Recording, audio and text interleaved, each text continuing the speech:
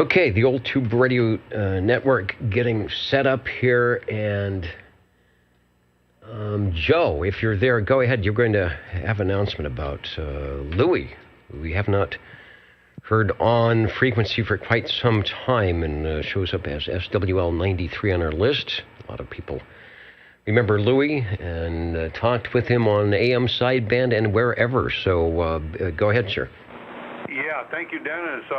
Yeah, it's about Louis. I talked with Earl, his boy, up there in Klamath Falls, Oregon. I talked with Earl and his wife Kendra about Louis and asked him some questions. And supposedly he did. He passed away. He passed away on in November of 2020. I figured it'd be the 29th, but she wasn't too sure about it. But anyway, that's what happened there, him passing. Now, they also lost a brother, Reed, and just 2 weeks ago, Louis' mom died also. And Earl was telling me that it was a good thing that I called it because it was about his mom too. Anyway, the good news is Louis is here, close by, I guess.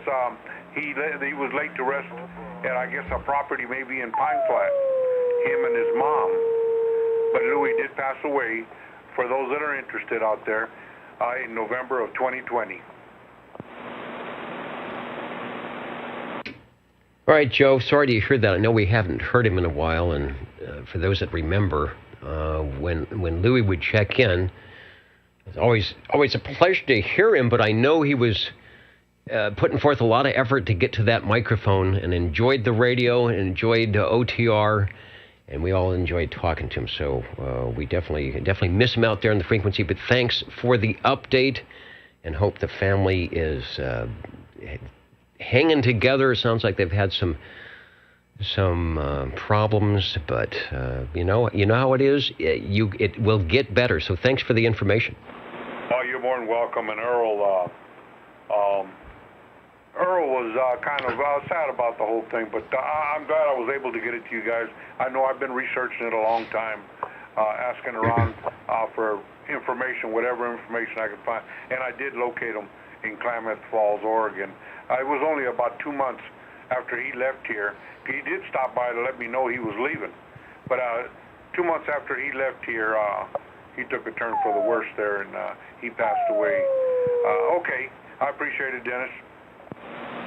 All right, and thanks. I know Dennis helped to keep him on the air, putting the antennas up, and that was a nice thing to keep it going while he was here. So, all right, another one of our listeners and operators that will be, as we say, checking in virtually and enjoying the radios and the fellowship of the Old Tube Radio Network. Thanks. Speaking of which, the Old Tube Radio Network, your Saturday night place to be for the last 36, 37 years. We have had a lot of stations come by in that 37 years, maybe for just one transmission, maybe for hundreds of transmissions. And those who are not with us are remembered and enjoying all the things that we still do here in 2022. My name is Dennis, Net Controller for the Old Tube Radio Network, available live at Channel 11, 27085 in the Central Valley, or maybe skip tonight. Some people are saying they're hoping, and there has been some interesting evening conditions, so we'll be listening for the DX tonight. If you're trying to check in, we'll be listening for you. Also streaming live at oldtuberadio.net, beaking the Universal Media Netweb, and I think we are up and running. Let me bring the video up here over at Old Tube Radio on the YouTube site. And there is, the jacket is out for cleaning tonight. So this is, I've got the official OTR shirt. Before I start, let me see if there's anybody that needs to get checked in that's in the middle of a barbecue or whatever is running into the radio. I've got 650. Anybody, mobile stations or stations that need to get an early SWL check-in, go ahead.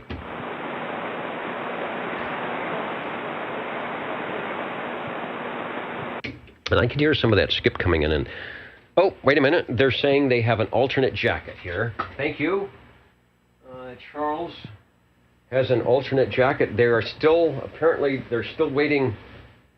Okay, this isn't going to work. I'm going to have to take the headphones off. They're still waiting for the cleaners to bring the official Tube Radio jacket. So let me get properly attired. Sorry about the long transmission. All right, that's not bad. Not quite the one I was thinking about. But let me get 00. That's Mr. OBP. He's listening in over at the YouTube site. Say hello to him. And let's see. If you're playing the home game, 4/23/2022. This is week 7. Also getting SWL1 checked in. Let me make sure I've got my right page on the frequency. And here we go. So 00 is in, 1 is in, 2 is... It's pretty good to have... The guy who's number 2 is 00, because you get checked in really quick there, Kevin. Over to SWL3. SWL4. SWL5.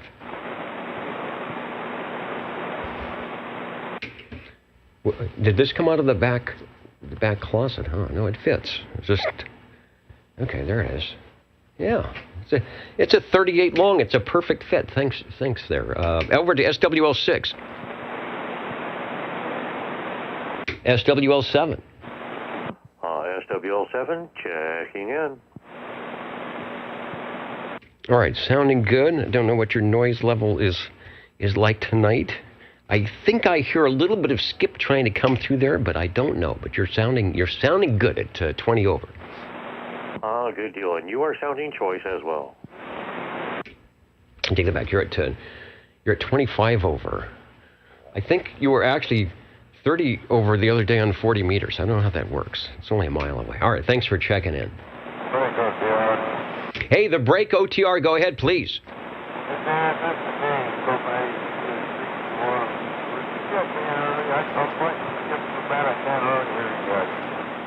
Okay, not a problem. I will get you checked in. Thanks for stopping by the old Tube Radio Network.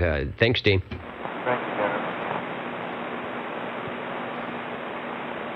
All right, Dean does a good job from way out there, beyond the hill and down. That is a ground wave and a bounce and a half, I think, to get out here.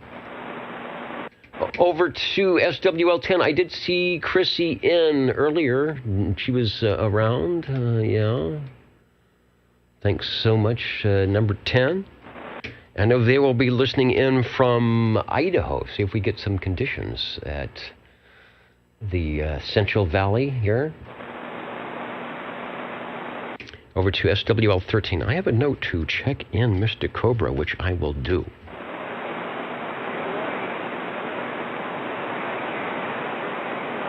By just down in my noise, if my antenna was up higher, we would be hearing the skip. The echo link is up. I think... Where is my thing? We're on the... what mode are we in? 94860, I think is the node number of choice. Not quite sure. We'll check that out. Over to SWL... who's next? I'm losing my sheet here. SWL14. SWL16. And Charlie... Oh, he says they just got the jacket back. Hold on. All right, we're going to do this again. Okay, you can have this one back. So we'll get the official OTR jacket here. And I like this one. It's a corduroy. What is this, like 1970? All right, so get rid of that. Thank you. Charlie's got my jacket here. Oh, it's even got the little plastic thing on it. It's just back in the cleaners. It's got the plastic. Yeah, there you go. Don't let any kids get that. All right. And Chet has got the cue cards. He's saying, "Smile." All right, yeah. Oh, look at that! 1 hour Martinizing. I didn't think that existed anymore. The dry cleaners. Did Bob and Steve pay for this? All right, let me continue. Oh, it's pocket protectors in. Did they clean that? All right, hold on a second. Let me get going here. Thank you, Charlie. The jacket is good if I ever get it on. Let's go to SWL 17. Don't ever add pictures to radio. It just messes things up. When you're on the radio, you should dress the way you want. You shouldn't have to be wearing all this stuff. People should not know how you look when you're on the radio. Let's go to SWL 18. Shortwave listener 19. Thank you, Chet, for doing the cue cards tonight from Derby, New York.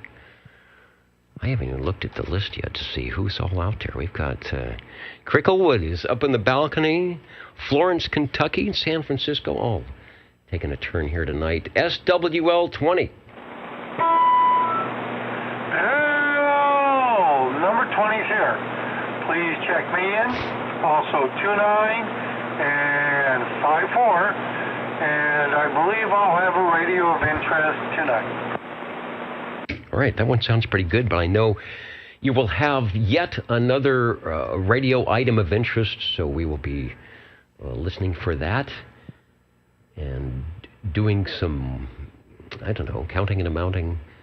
So thank you for tweaking and peaking some of the radios around here. It keeps them on the air for us. Thanks. Let's go over to SWL 21.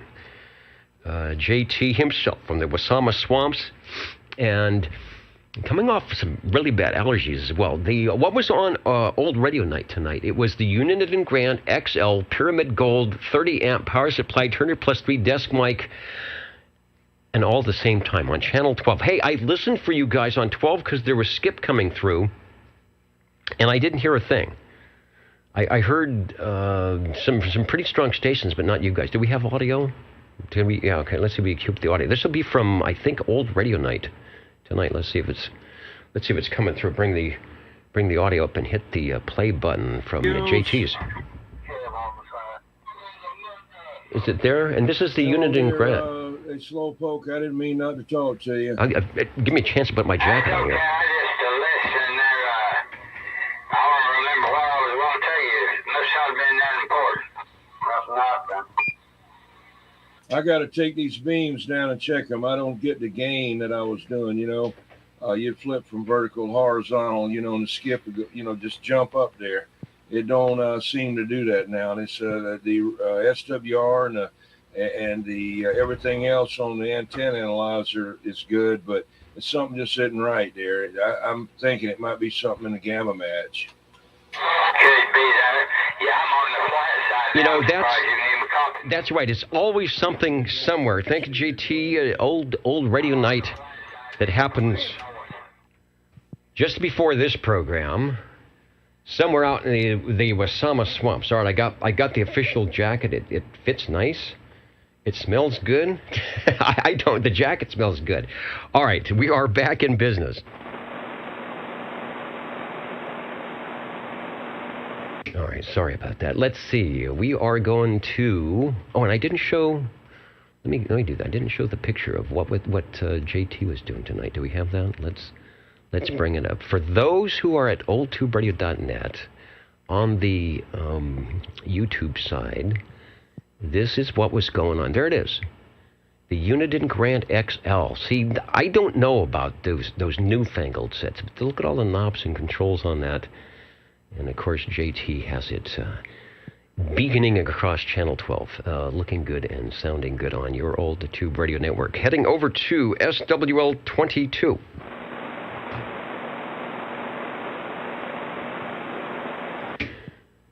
Over to SWL 23. And that is 23 Skidoo. He may be out having negotiations with our link-up people.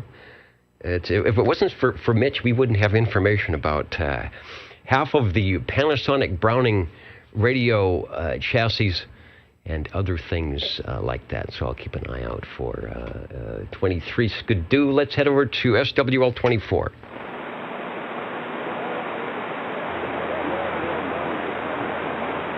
Oh, yeah, and the skip is definitely coming in. So 27085 is where we are at Central California for listening in. Not sure where it's coming from. Probably from the South Pacific. So if you're in Hawaii or Australia, we might hear you. Let's go to SWL 25.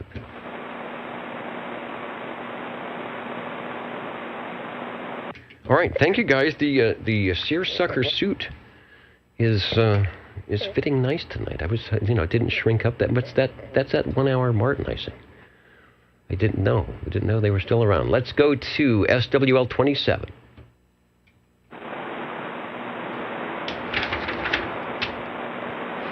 I can smell a lot of barbecues. I got the windows open. It was a nice day today. It was 70-something, so a lot of people enjoying. Oh, you know what? Is it the Clovis Rodeo is going on? I think Vintage Days is going on. There's a lot of stuff happening out. Maybe that's it.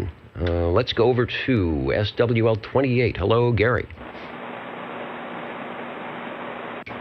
28 checking in from the River Cats AAA Minor Leagues baseball game, having popcorn and a Coke.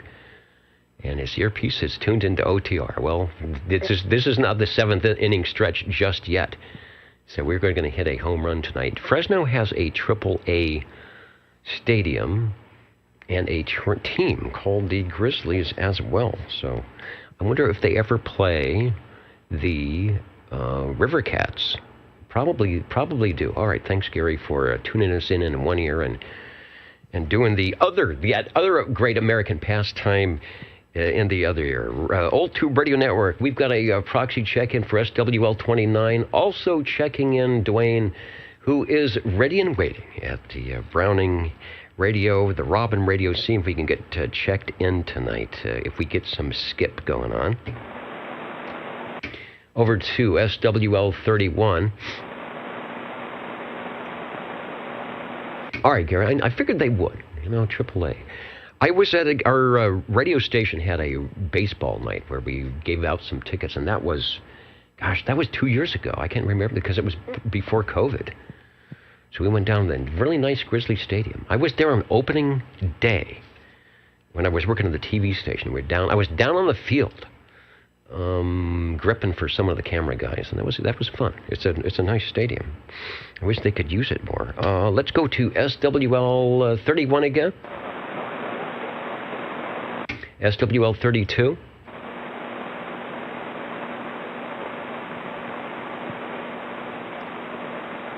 SWL 33.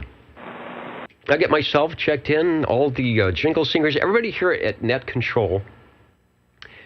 And Bourbon 497 was going to sing a song tonight. As you know, last week, Roundabout had the perfect Old Tube Radio Network song. And he was going to do one tonight. But, it takes a lot out of somebody to do a performance. So I understand that, you can't do it all the time. But when you can do it. SWL 21 JT tonight on the old radio night, looking good with the Tram.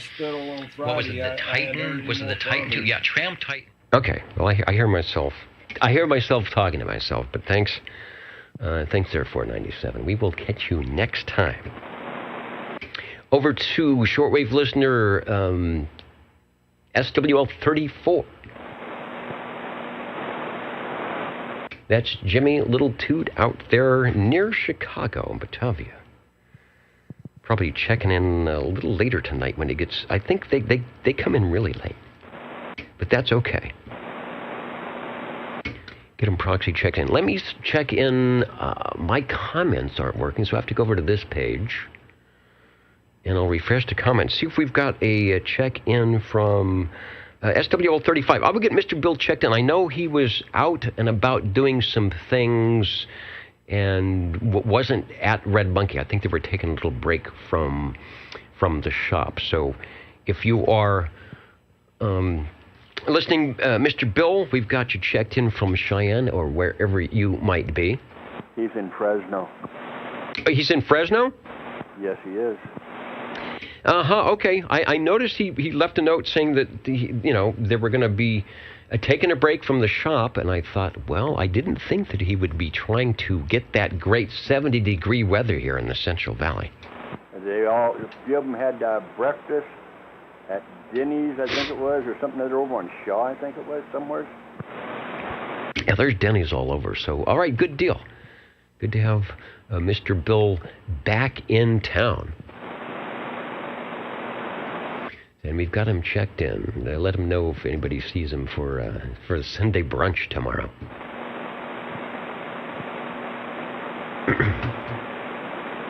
I'm surprised none of the guys in the house been checking in. Yeah, well, sometimes the sun just went down. People are probably out having a good time with the barbecue. Let's see if 36 is in. Jerry in Peoria. I'm going to get to Jerry Proxy in. And speaking of checking in, how about SWL 37? SWL 37 checking in, Dennis. And I would like to reach out and say hello to 23 Skidoo. We were doing via talking last night from Washington, both of us, to a guy out in Washington. So it was kind of neat talking to him. We had good skip conditions late last night. So anyway, talked to him, and it was kind of an enjoyable thing, and just let him know that I still remembered him. And so I just want to let him have a shout that hopefully he's listening. Said I did appreciate talking to him last night, and found out he actually lives over in Santa Cruz. So that's kind of nice. But anyway, also, just in case Dennis, 96, can't hear you or can't get back to you, give him a proxy just in case. All right, that's Mr. Prune Picker. Sometimes he shows up on one of the charts and lets me know that he is out there, so I will get him checked in. Hey, thanks, that's cool. I wish I would have been there. I'd like to talk to Mitch and see how he sounds. He's got a lot of great radio, so I don't know what he was on, but thanks for the 10-5 and all of that, and glad he caught one of our premier stations, Mr. Go Boy. I don't know what your sideband numbers are, but you were in the right spot at the right time. 241. 241 in Central Cal. All right, thanks, Chris, and we'll get you checked in. We'll get 23 checked in as well. Well, 23 Skidoo, I'm sure he's going to check in himself, doesn't he? He should. He's probably checking out the time zones and be in at some point. He might even be on the Echo Link side tonight. That's usually where I hear him at on there. He recognized who I was last night anyway. Yeah, and you weren't even on the general radio telephone. No, I was on the Kenwood. All right, well, sounding good. All right, we got you checked in. Thank you, Dennis. Speaking of checking in, hello, Captain Robert out there in Nevada. Listen to Channel 11 if you've got an antenna. We might be beaconing in tonight. Let's try SWL 38. That's Sam. Is Sam out there in beautiful Byron, CA? I will have to check, see if he was in earlier, but I'm not sure. Not sure. John is listening in.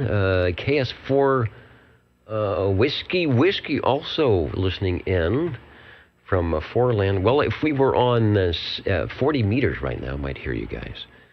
Not so much here on 11. You just never know. Let's go to SWL 39.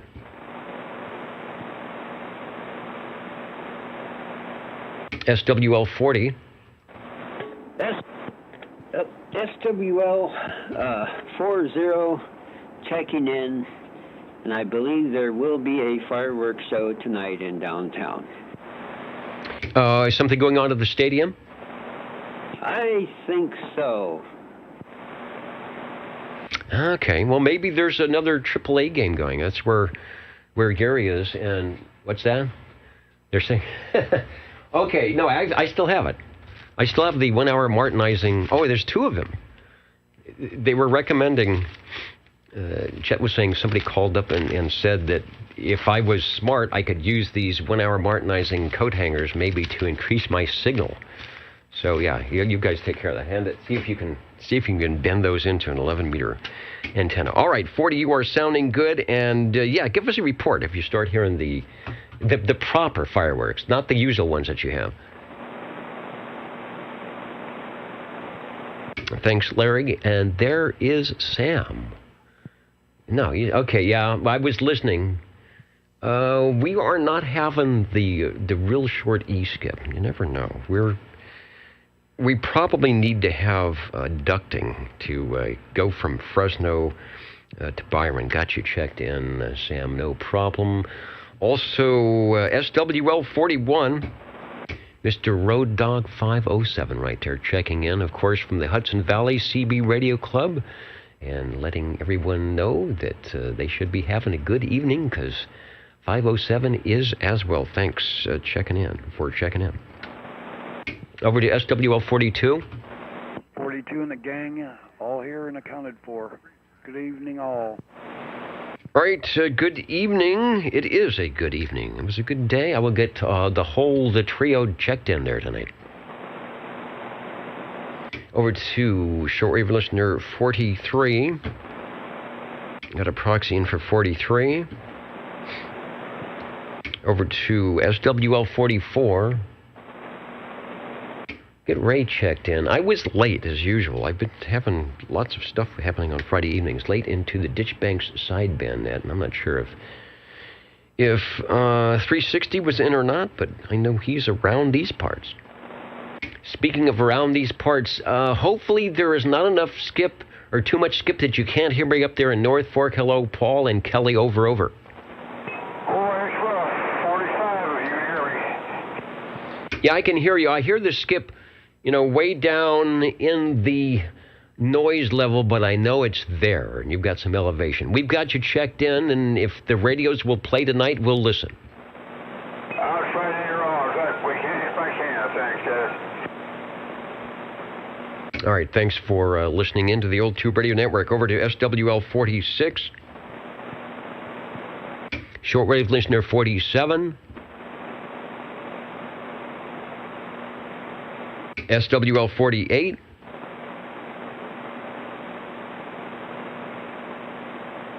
Yeah, I know. Hawaii and Australia beacon in, but you want to go 50 miles away and you can't do it. SWL 49. SWL 50. SWL 50, checking in. Now, Mark manages to hear me no matter what, even though I am and have been and continue to be a mud duck. Thanks for checking in. Over to Sangertown 305. Dave, I saw you on the list there at the beginning. I know it is rough tonight, but we will get you, and I have got you checked in. Thanks for stopping by the video page tonight.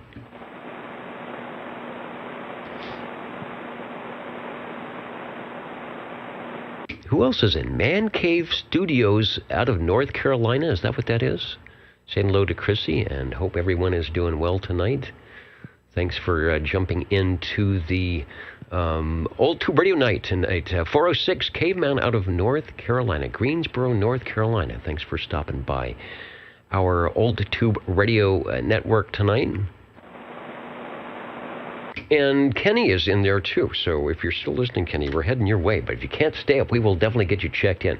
Over to SWL 52.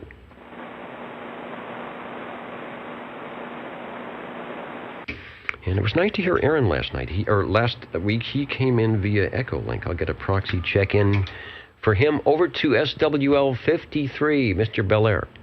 Hello, Dennis. I hope I'm getting up through all that game. 53, Belair the Legend, checking in on the east side. You are sounding good. I guess that's the blessing of a poor antenna like I've got. A low antennas. You don't hear all the skip. You don't hear a lot of things, but sometimes it pays off. I'm hearing you well. Thanks for checking in. Thank you very much. Over to page 3. Who's on the big board tonight? A lot of stations listening in. Hello to Up in the Balcony, Greenfield, Ohio, San Francisco, the unknown SWL. You'll see that crazy person running around here with the bag on their head and the rubber ducky. Stations from Fresno. Cricklewood is still in, wandering about. Oh, come on down to the green room. We have great stuff. Where quick facts. Cricklewood. Is it Cricklewood? I'm not saying it right. It's an area of London, England, which spans the boundaries of 3 London boroughs.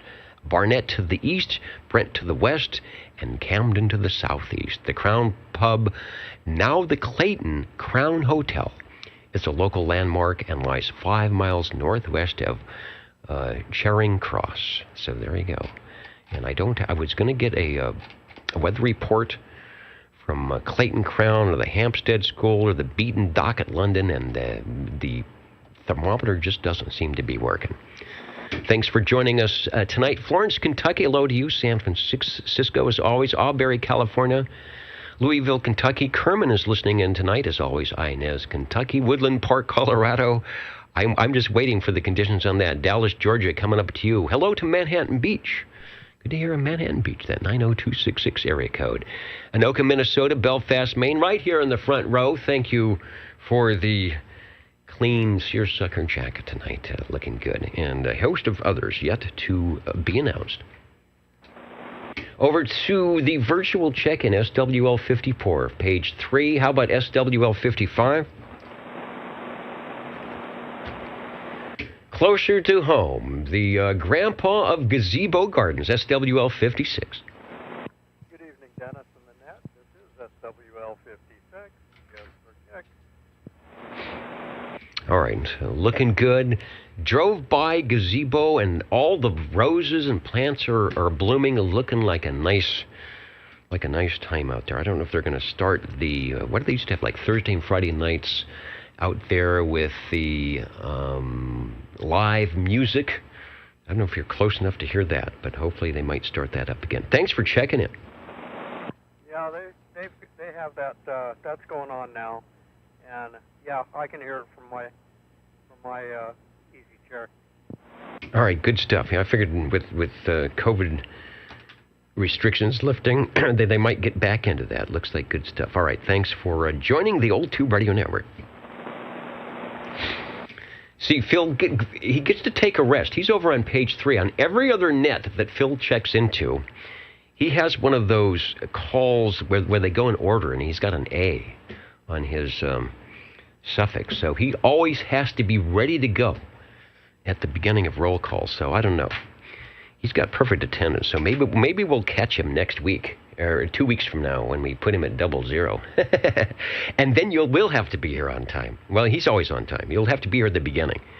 Let's see. Let's go over to SWL 57. Make sure I didn't miss a brown dog audio from beautiful central Kentucky. Also, hello to 502 Jukebox in southern Illinois, listening in. Not having any conditions right now. SWL 58. Get Jeremy checked in. I've been listening on 17 meters. I've been hoping to maybe hear him talking to somebody. I don't know if he'd hear me or not, but I know he's got some pretty decent antennas up and running. Over to shortwave listener 59, Uncle Hairball. I think the mini grass is in there. 59 is checking in. I see you there, Uncle Hairball. Looking good on Old Radio Night tonight, and likewise here on the Old Tube Radio Network. Let's go to Joe, SWL 60. Thank you much, sir, Dennis. SWL 60, checking in.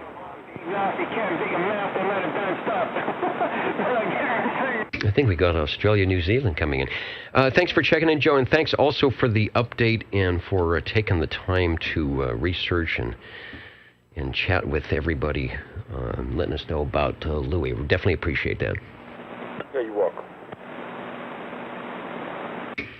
SWL 61, Mr. Copenhagen Kid Dino checked in earlier, before this, or in the midst of all the skip. Let's go to Botnero, North Dakota, SWL 62 for King Duckford.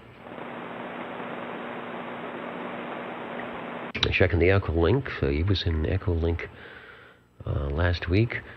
And Levon is in, sitting next to the OTS Browning, no doubt, waiting for some conditions.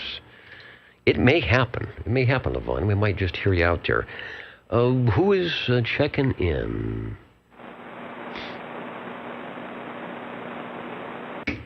Let's go to SWL 63. Got a proxy for Butterbean in North Georgia, SWL 64.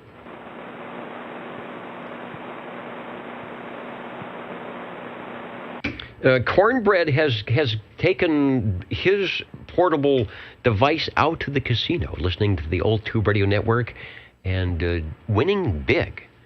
Let's see, he's probably playing his favorite numbers, which is, I don't know, 7? 17? I'm not sure. But anyway, keep up the good work, Cornbread. You might just win enough to get yourself one of those old tube radios. Over to SWL 65.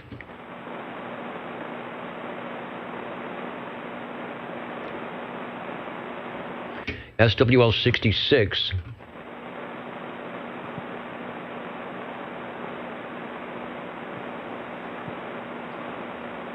SWL 67, I got a proxy for Bill and Canby. SWL 68. Back to the right screen here.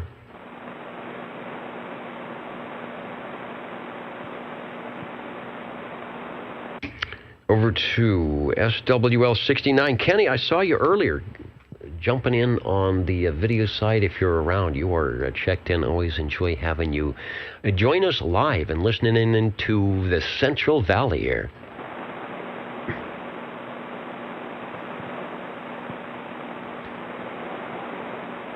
Rocky Mountain, Virginia. Hello, Keith. Stopping by the old Tube Radio Network tonight. SWL 70.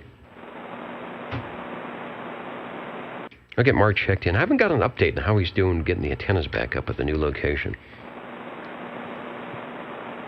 And I was checking to see if the comments are working. My comment page is not working on one computer, and it's working on the other computer, so I don't know what's going on. Sometimes Facebook has these, paranoid security things. They won't let people in. But I do see Stan SWL 71 Dallas, Georgia is checking in tonight. Over on the video side, hello to you. Thanks for joining us. KBZ 0185 from KEO. I'm still looking for my license from 1970. I don't know. It's in a book somewhere probably. KEO 8492. Back when it was, I don't know, $8, $20. I can't remember. It might have been $20 then for a license.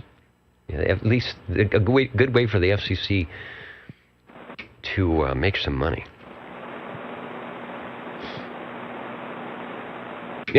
Cornbread's gonna win some money to buy himself one of these seersucker suits. They have not told me how much it costs. I was afraid to have this cleaned. I figured it might disintegrate, but it's good. 1 hour martinizing, and plus I got 2 coat hangers to make an antenna. You can't beat that. Let's go over to SWL 72. SWL 73. I know to get John Proxy in. He might be out listening. John has checked in on some very big old-style tube radios in the past. Over to SWL 74. Shortwave listener 75.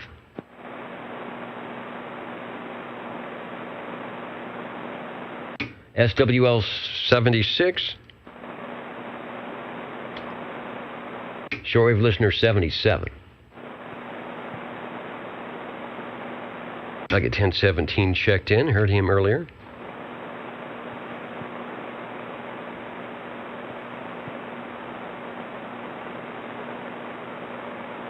And hello to Randy B. Kilo Charlie 9 NSD. I forgot to give his call, but he says he's new. Doesn't sound pretty new. Sound like an old timer. We'll catch you on. Maybe we'll catch you on. I don't know if you're actually in Nine Land or not. Might catch you on one of the amateur radio bands. We are looking. Speaking of amateur radio, here's a guy that frequents 40 meters every morning from Wild Wildemore on 7235 SWL 78.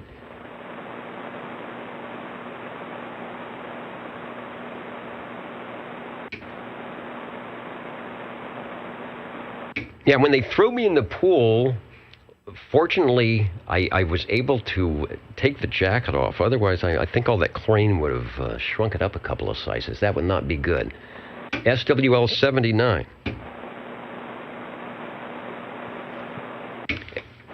I thought I heard 79 in earlier. SWL 80.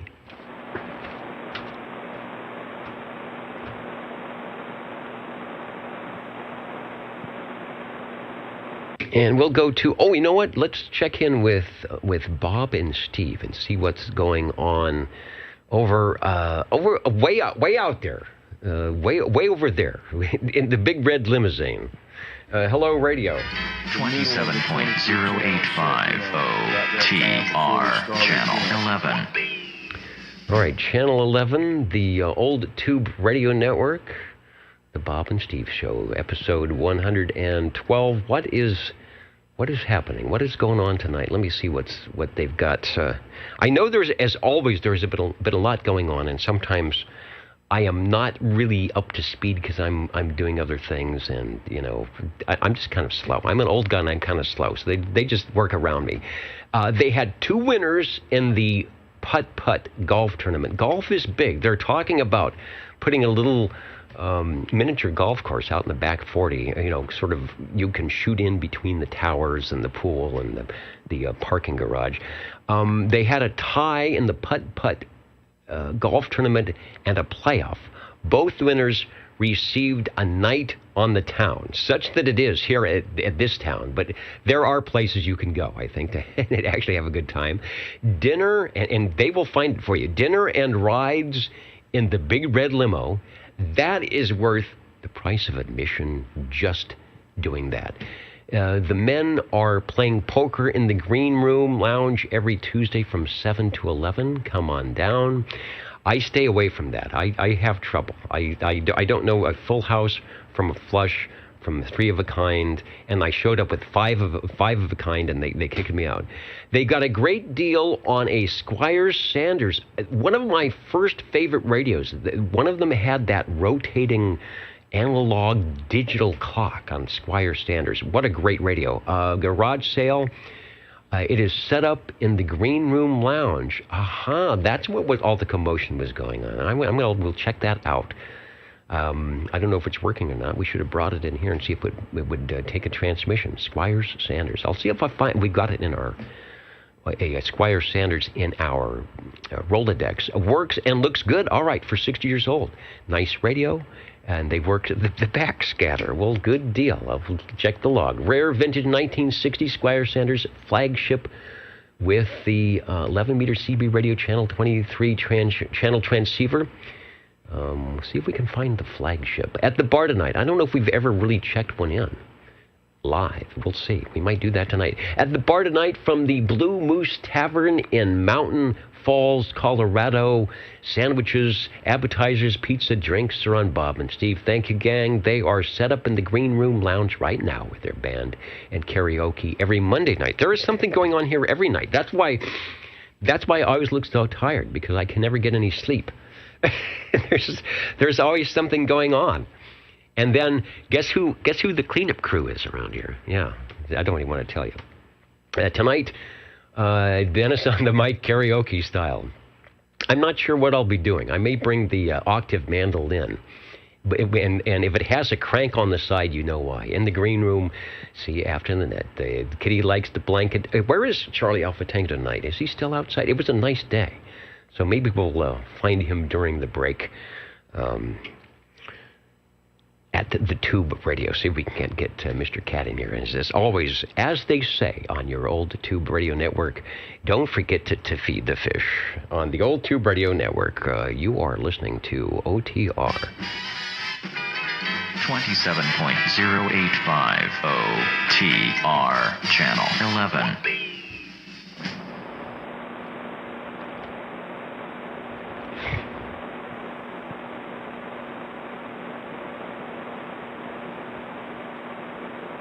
You have to let the transmitter cool down after those old buzzer transmissions. Over to page 4, we are checking in SWL 81, as we have been doing for a long, long time.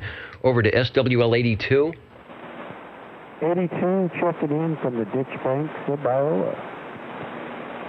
Wow, you are on, I don't know what radio you're on tonight. You have what's almost, they used to call a controlled carrier. Big time forward modulation on that thing. Okay, good deal. All right, thanks, Dennis, and have a great show tonight. All right, yeah, it sounds like one of those big strapper stations on the Super Bowl where they work that, they do, and Voice of America started doing that, but they're running 250,000 watts, but they undermodulate, they control carrier the radio, so it puts out maybe, 20,000 watts, and then it modulates up to 250, and that saves power. So Ron is saving power. And the reason he does that is because he wants to have full power during the Ditch Banks sideband. That happens right here in Central California every Friday, 8 p.m. Pacific Daylight Time on Channel 36 Lawyer. The Lawyer at 36 Lower. Join us and them and him on Friday nights, and he will get you checked in, or if you're not on the list, no problem. There's visitors in the section, and he does really well with talking to Skipland. So check it out on the Ditch Banks sideband at Fridays, 8 p.m., 36 Lower, here in your Central Valley. Over to SWL 83.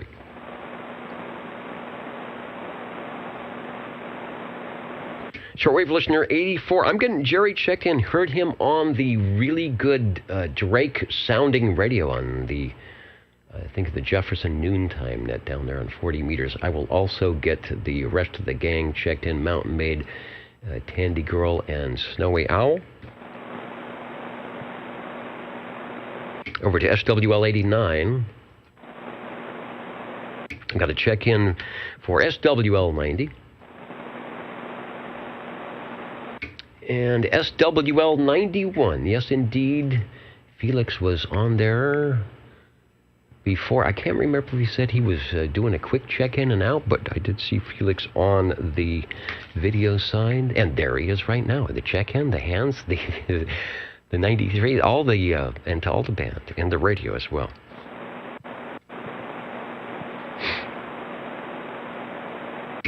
Over to... let's see, we got Felix in here. Let's go to SWL, that makes sense. He's 91. Let's try SWL 92.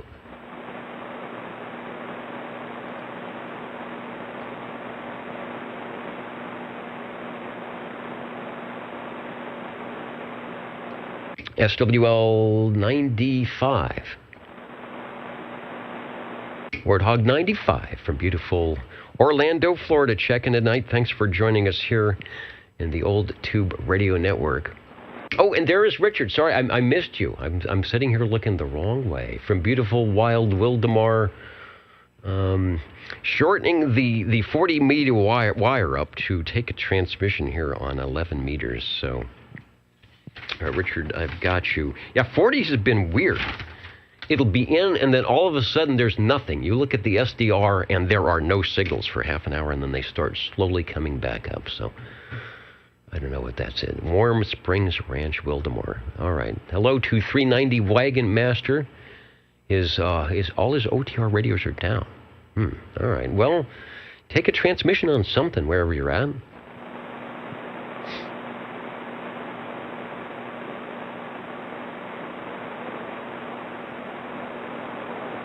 And somebody says, can you have a beam 117 feet long? And yeah, you're right.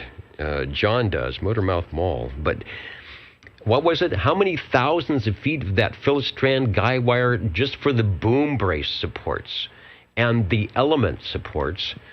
And then, I don't know. What I think is cool, he's got a Jam Pro antenna.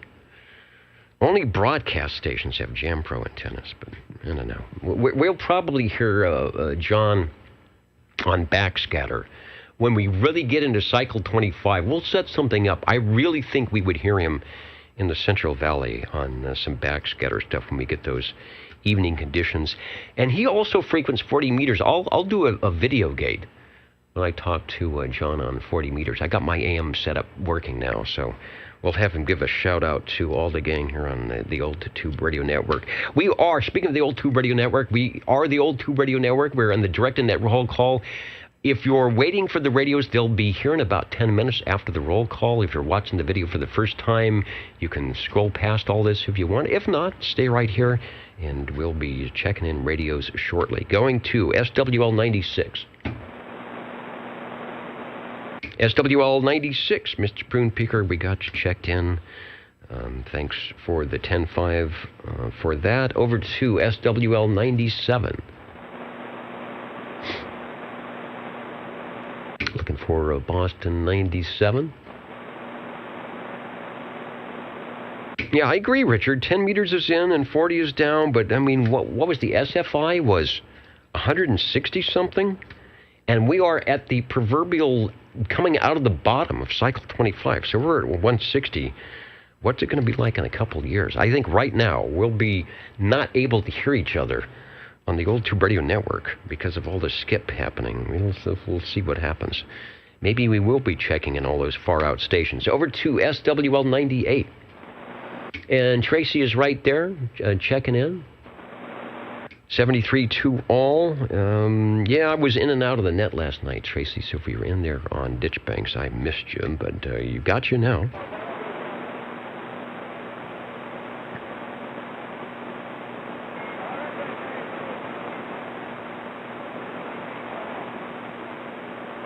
And 99, as you know, we lost Mr. Tentmaker, Robert, and I think there is, if anybody has information on service for that, if it hasn't happened already, we'll take any information on that.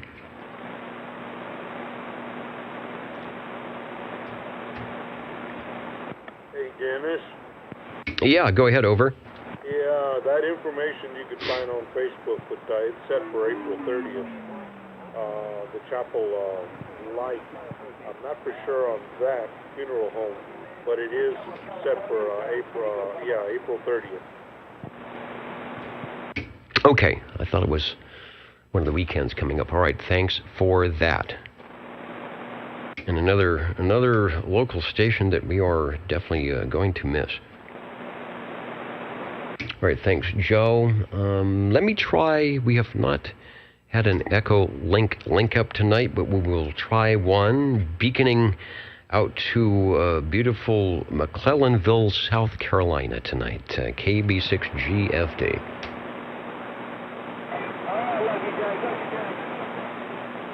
Good evening, Dennis. This is Kilo Delta 4 Bravo Alpha Oscar, SWL 100. Please check me in. Back to net control, KD4BAO. All right, Tony, got you checked in, sounding good on the Echo link. Hope all is well out there where you are. Things have been going pretty good here in the Central Valley of California, and we hope to keep it that way. Thanks for showing that the Echo link is up tonight, KB6GFD.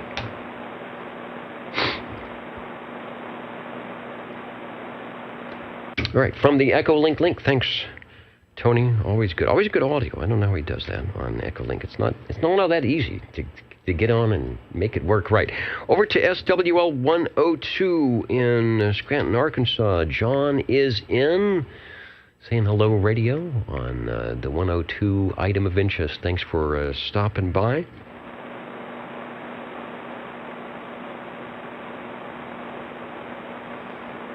Put the X in the square. Let's try shortwave listener 103.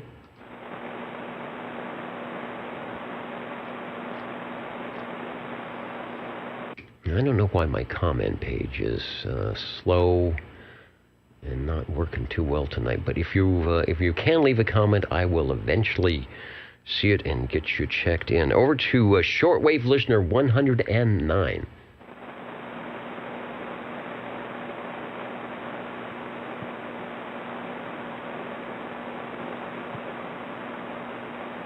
SWL 110.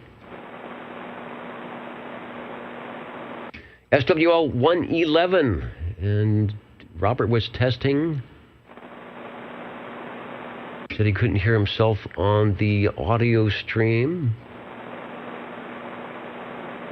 But we know Reedley Town is out there. Robert's got the best flowering springtime garden out there in Reedley. Enjoy seeing pictures of that. Let's go to SWL 113. Shortwave listener 114. 114 checking in. All right, you're hearing me through the noise tonight, Wayne, and as always, I'm hearing you just fine here in Midtown Fresno. Thanks for checking in. Thank you for the check-in, Dennis. Then we jump over to Fairfax, Virginia. 128 John is in. He says he hopes the rain washes away some of this pollen. That is what got me last week, and I'm just coming off of it. We had some rain, and I don't know, things are blooming. That's what happens during the springtime. So if I'm sniffling and sneezing and sort of have that frog effect, yeah, that's what happened here as well. Thanks for checking in, John. Over to shortwave listener 131. SWL 133.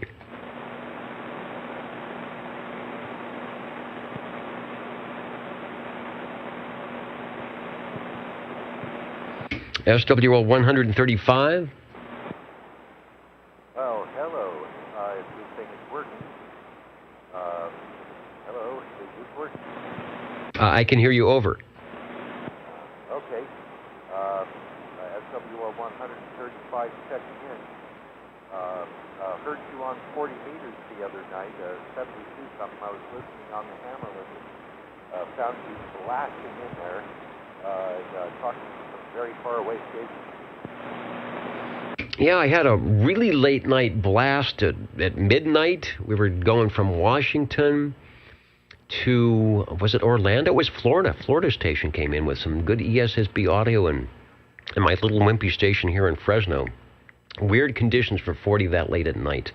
And then, of course, what I call the NVIS short skip that happens from about 8:30 to 10:30, where all of a sudden Phoenix and Seattle and Utah start banging in. So 40 has been great for just 100 watts and a wire. Yeah, not too bad. Okay, hopefully I'll be checking this one in later.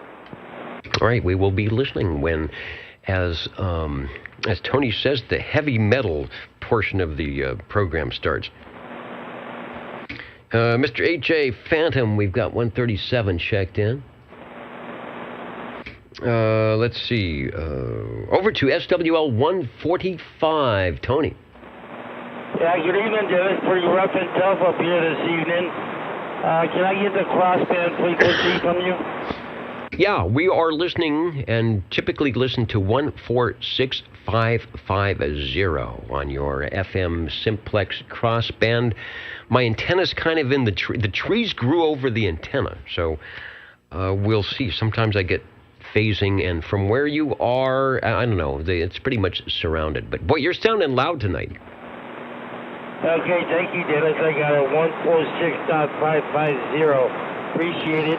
I don't know, did you get my email about the Turlock auction and sale next Saturday? Oh, you know, I probably did. Sometimes I have to make sure that it doesn't get, go items. I see that the questions are there. So that was probably a separate email. So I will check to see. I've got your other one. Oh, here it is. Okay. Wait a minute. As we've mentioned it, let's talk about it. Thanks, Tony. Turlock Radio Club, talking about the auction up at Turlock. That's happening April 30th. More info at the w6bxn.org. Turlock is south of Sacramento, north of Fresno, near Modesto, I would say. So anybody interested in the Turlock auction, which is always a big annual thing. I think my Heathkit DX60B novice radio came from the Turlock auction almost 40 years ago from my Elmer, who got that for me. W6BXN, Whiskey 6 Bravo X-Ray November.org, and I guess look or search for Turlock auction. All right, thanks, and thanks for reminding me about that. Over. Okay, not a problem. Yeah, I was gonna give out that website address also, but you got it exactly. Whiskey 6 Bravo X-Ray November.org. Yeah, you can go on there, and I think they have pictures up now of some of the equipment that's going to be up for auction. All right, thanks again, Dennis, for all you do. Tony, 145, I'm going to let the channel roll so you get it on the tube radios. All right, good signal. Nice audio coming in tonight. You've got everything dialed up 100% for AM radio. The old Tube Radio Network, we will be having the glow-in-the-dark radios coming up here shortly after the roll call. Looking for SWL 147. I'm going to give Neil a check-in. I don't think I saw any pre-check-ins from Neil. I will scroll up and down the list occasionally and see if I didn't miss that. But looks like he may not have stopped by just yet. Let's go to shortwave listener. Oh, before we do that, I say hello since I'm on page 4 here to Epimetheus 83 checking in here on the old Tube Radio Network, finishing the live stream. All right, well, hope it went well. And I do the same thing, listening while he's folding laundry. Folding laundry is the best way to be an SWL because it doesn't require you to look at anything, and you can always drop at a moment's notice, after you fold something and go out to the dial and give it a spin. All right, so thanks for that. Over to, we'll get 147 checked in, and now we'll go to SWL 188. Good evening time, Dennis. Good evening time to all the SWLs. 188 Snowbeast checking in. Sounding good. The conditions have been interesting here on these bands, so we'll just kind of sit back and see what happens tonight. 10-4 on that. Good evening time.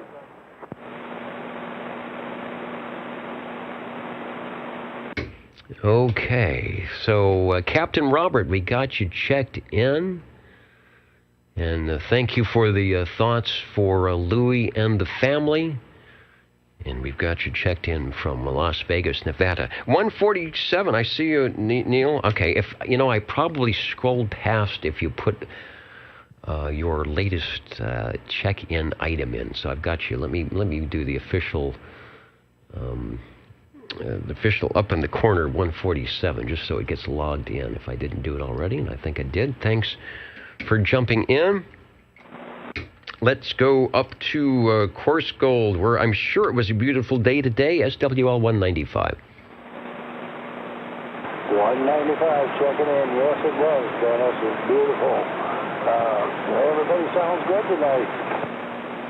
Yeah, air is a little cleaner except for the pollen. Maybe those little pollen granules on the radials help out. Lots of busyness here down in the valley between vintage days and rodeo days, and I don't think it's big hat days and barbecue days, so sometimes it's good to kind of be out of the hustle and bustle and enjoy life. Thanks for checking in.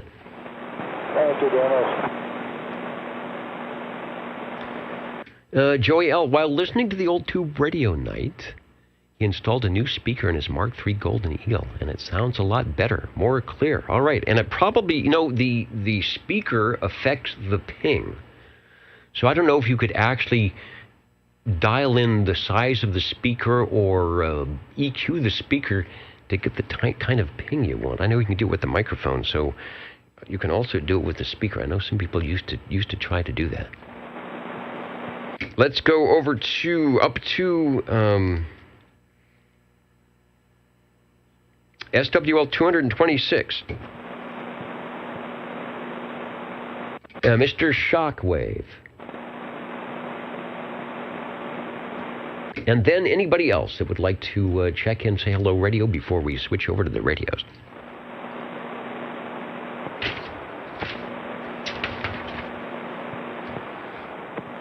Okay, I will be back momentarily. I ought to go grab some water. Put away the other jacket. This one is working well.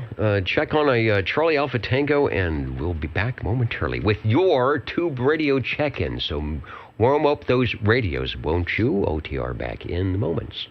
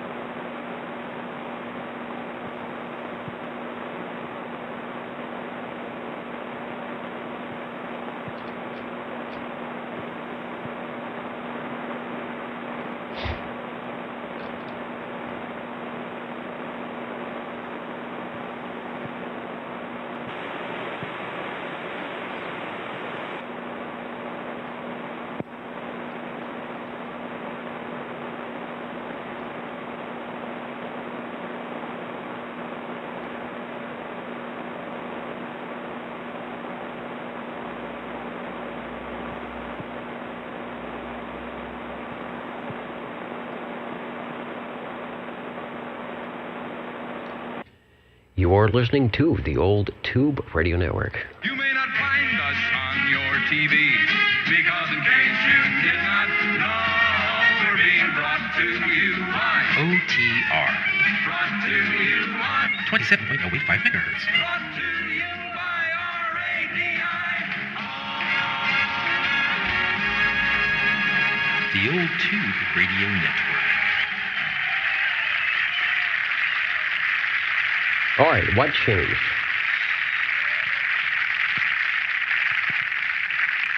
I don't know. All of a sudden, the audio just got really loud in the headphoniums here. That was a painful experience. But a not painful experience will be checking in the tube radios here at the old Tube Radio Network. And that always happens. I step out of the air chair and come back, and even more things are broken than they were when I was here originally. No, maybe this suit did shrink a little bit from 1 hour Martinizing. Maybe they should have took that extra 10 minutes in that hour. And I noticed there's 2 pens tonight, so maybe they gave me a bonus pen, but they look like are they both from the same? No, they're different. We have Allen Radio and Electric from Bridgeport Laundromat. And did we do this before? It's a Radio Electric and a Laundromat. Phone 65. Bridgeport, Nebraska. Phone 65. That must be like Mabel with the little connector sockets. I've never heard of phone 65. And Radio and TV Equipment Incorporated, wholesale distributors, and they are in Fargo, North Dakota. All right, so I wonder how close that is into Bontanera. Let me see if I can get the close-up camera. No, that is not the close-up camera. I would think that would be this one. All right, there it is. And they're both nice and yellow pens, good stuff. Right, and that the lousy camera. Oh, Charlie Alpha Tango is joining us. Okay. So let me get this in the pocket protector. I'll be right back.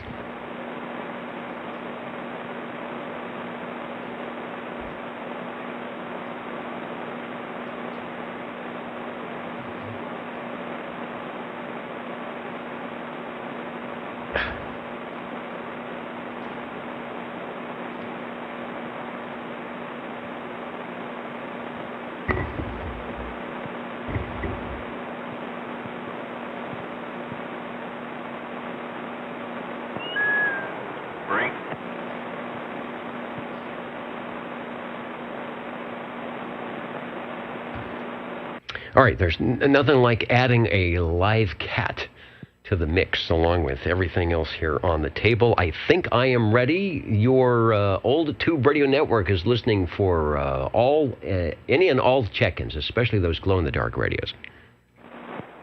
135, 135.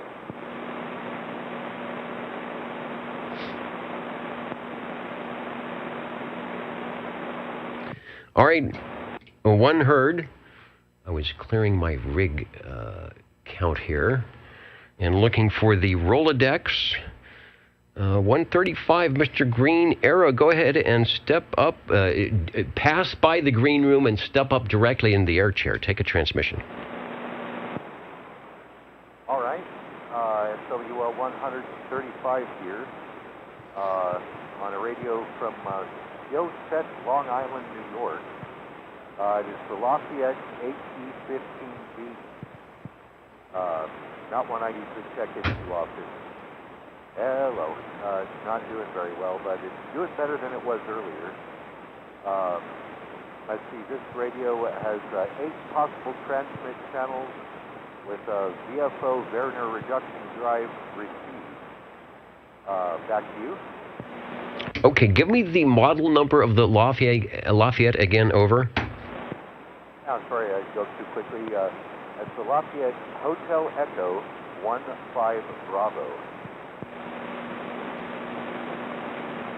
All right, the HE15B. I'm looking at the Rolodex. I do see we have a tab for that. Oh, and we also have a picture for that. And it is from your collection, meaning that our lucky what a cool looking radio. Our lucky SWLs, let me get it up on the thing. We'll actually be taking a look. If you're over at oldtuberadio.net, we've got it up there. Oh, this is the one I really like with that weird trapezoidal speaker thing when they did the HE series. Cool stuff. All right, Lafayette HE15B, and I don't. Maybe are you using that microphone? It sort of looks like a dessert cup. Yeah, that is the microphone you're listening to. It's the only one I got hooked up for this radio. It's all very strange. That is an static 151. That's a static 151 handheld crystal microphone. I forgot to mention there are only 6 tubes in this thing. And I am on channel 5 because that was the best crystal socket for this radio. Am I making it over there? Okay, over. Yeah, you're making it. What I'm doing is I'm adjusting my RF gain because I'm bringing the volume up so that we get 100% modulation on my receive playback. But I don't want to blast everybody out when you unkey. So, yeah, you're about the same. When I talked to you, I think earlier in the skip, signal, I'll check your signal strength. Audio is about the same. The Citizen Band transceiver with channel 4 and channel 11 set out, and a crystal selector. Let me get a bigger, better shot. All right, I love that microphone. Oh, and it's got the infamous, do you have, am I correct in seeing you've got the push to talk, or I think, is it Bob Madera or JT call it the flush to talk switch? Yeah, that might be more accurate. The flush to talk switch. If you throw it up like I've got it right now, it locks. It's locked to talk. If you push it down, it's spring-loaded momentary. Back to you. Okay, I see it says transmit, receive, transmit. All right, so you actually, you actually have it in the transmit position. Well, that's kind of interesting that they did that, I suppose, mainly because the microphonium does not have a push to talk. Hello? Yeah, okay. I can see that it is in the transmit position in the picture with the transmit light, and that's because the microphonium itself does not have a push to talk switch. In fact, I'm looking to see where it plugs into the front. So it's probably just a phono jack, right? Just needs a hot and jack. It's got an RF. What is the RF jack? It's in the front. Over. Yeah. I have been informed that is for hooking up like an external signal meter. So you can hook one of those up to that and use it for testing out things on the radio. Well, that's pretty cool. For a radio that was, let's see, CB4 page 57. I don't have an exact date on this, but I'm going to say this has got to be early 1960s, obviously. I'm sure it's not in 59. I think it's going to be later than that. 4 channels. I'm looking for an S meter. No S meter. And a tuning. So you are you crystal controlled both transmit and receive with the tunable option? Negative. It is crystal controlled transmit only and VFO receive only. And yeah, you might notice that it does not have a squelch or an RF gain or any meters, but it does have an adjustable noise limiter right there next to the channel selector. It's very strange what they decided was important. The microphone jack is a 5-pin, very, very strange 5-pin jack and plug. Wow, okay. I was thinking it only needs a plus and a minus if your push-to-talk king circuit is elsewhere, but it could be doing some type of, I don't know if it's electronic switching. I still think the way they did those speaker grill was cool. The way they, that's very mid-century modern, just to not to make it square. It's got a noise limiter. I wish I had a price on this. I can't tell if this is premium. I think some of the early Lafayette's were actually made by the DEWALD company. I was looking for some information on that, but I don't see it. But good for 8 channels. I will check the frequency once again. I see, does the coax actually, the SO239 connectors off the side? Yes, sir. It's very annoying, actually, to hook that thing up. Yeah, it comes out as you're facing it, the left side of the radio, and it's bolted to the case, not the chassis. So that's all very strange. You'll find out all about it in Sam's number 4, and hopefully that'll give you enough audio. Oh yeah, this is a little 3-inch speaker in the weird trapezoidal speaker grill. It sounds very, very good, but it looks very, very weird. Back to you. Yeah, they had that motif on some of their other HE series, but that's a kind of a mid-century modern forward, you know, like tail fins. I'm pretty sure that's what that's all about. All right, from Lafayette, the HE15B, 8-channel, full 23-channel receiver. Now, I'm going to say that looks like it's a chore. That's a very narrow spaced dial to get things tuned in, and hopefully it's got some type of geared ratio so you can make a few turns and the thing doesn't go spinning from 1 to 23 all at once. Oh yeah, I don't know if the picture is good enough to show it, but there's an outer dial and an inner dial. The outer dial can rush you across the channels. The center dial is your fine tuning. It's a Werner reduction drive. Okay, and I would think so on something like that. So how close to the number 11 is the number 11, or channel 11? No, as pictured, it's very, very close to the actual number. There's just a little thing that's fixed out there, and it's almost right exactly on it. Oh, and I think I forgot to mention that white RF power light. That comes on when you transmit, but it also flashes with your modulation as a modulation indicator. Pretty cool. All right, just did a 0 beat as the SWL's heard, and you are at 27084.6. And I think we did this earlier, unless the radio's been on and it changes. You were lower than that, so you have definitely come up in frequency. Yeah, I've got it at 4.8, but who's counting? Close enough for government work there. What do you think?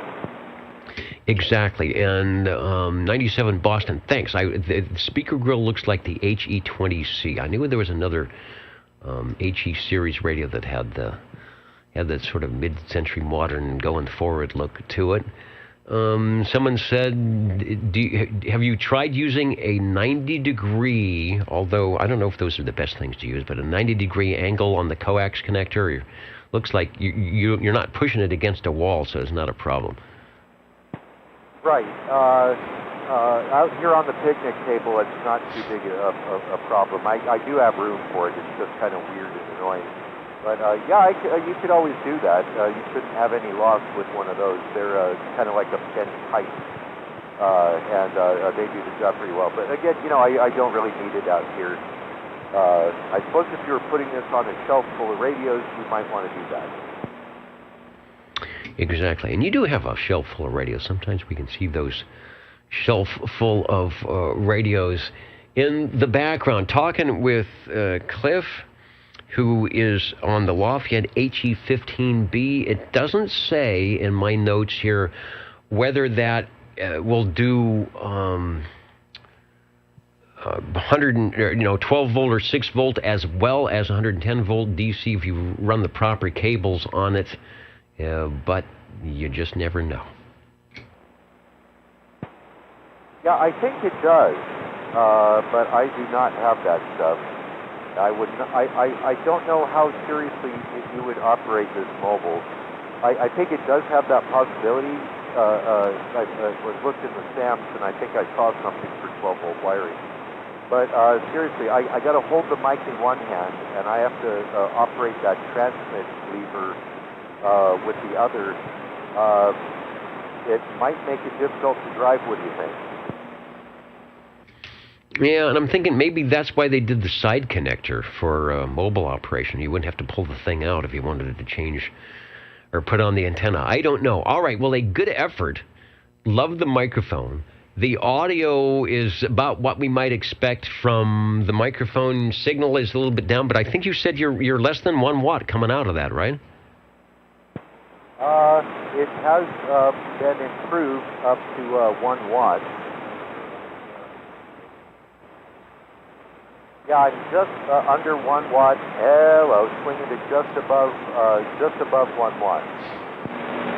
Yeah, it's better. I noticed that. You're at 8.5 swinging or forward modulating to S9 and a little bit above, and I think earlier when we had the skip, you were at S8. So you've definitely increased probably a half dB on the resting carrier and a full dB on modulation. So yeah, a little bit more power, but it is good. Yeah, you don't want to put a power microphone on that. You want to keep it just the way it is. You know, you don't put 27-inch rims on the 62 Falcon. You just leave it the way it is.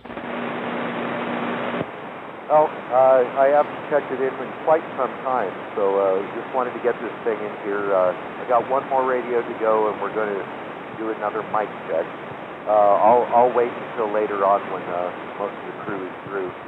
But with that, thanks for letting me check this one in, and we'll see you later. All right, thanks for bringing it by. I want to say hello to Greg Superloop, listening in, the group saying hello, WikiWhack checking in, streaming the show has always been difficult because he's got bad internet connections up there in the hills. But he says, he's moved into the 21st century now and sporting a 4G connection. All right, well, I'll make some fast movements here to see how you track those. Also, I see that Chrissy is putting in a recipe tonight, and the recipe is for braised beef with tomato, garlic, and white beans. That is the perfect meal to eat in front of your Lafayette HE15B. So check the chat tonight for the recipe there from Chrissy. Always enjoy those. Thank you, Chrissy. So what am I going to do? We're going to head over to the Jingle Singers and be back. We'll check in more radios on your old Tube Radio Network. You're listening in the latest style at 27.085 megahertz. Channel 11, Old Tube Radio.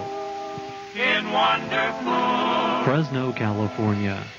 In wonderful Fresno, California. We're listening for radio number 2.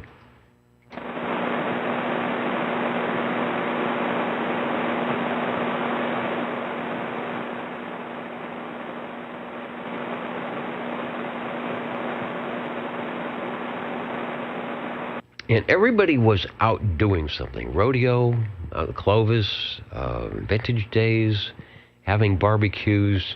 So we'll see. We'll see how many people are actually going to remember that it is Saturday night and there is perhaps a radio room in their future and there is something you can warm up besides the charcoal.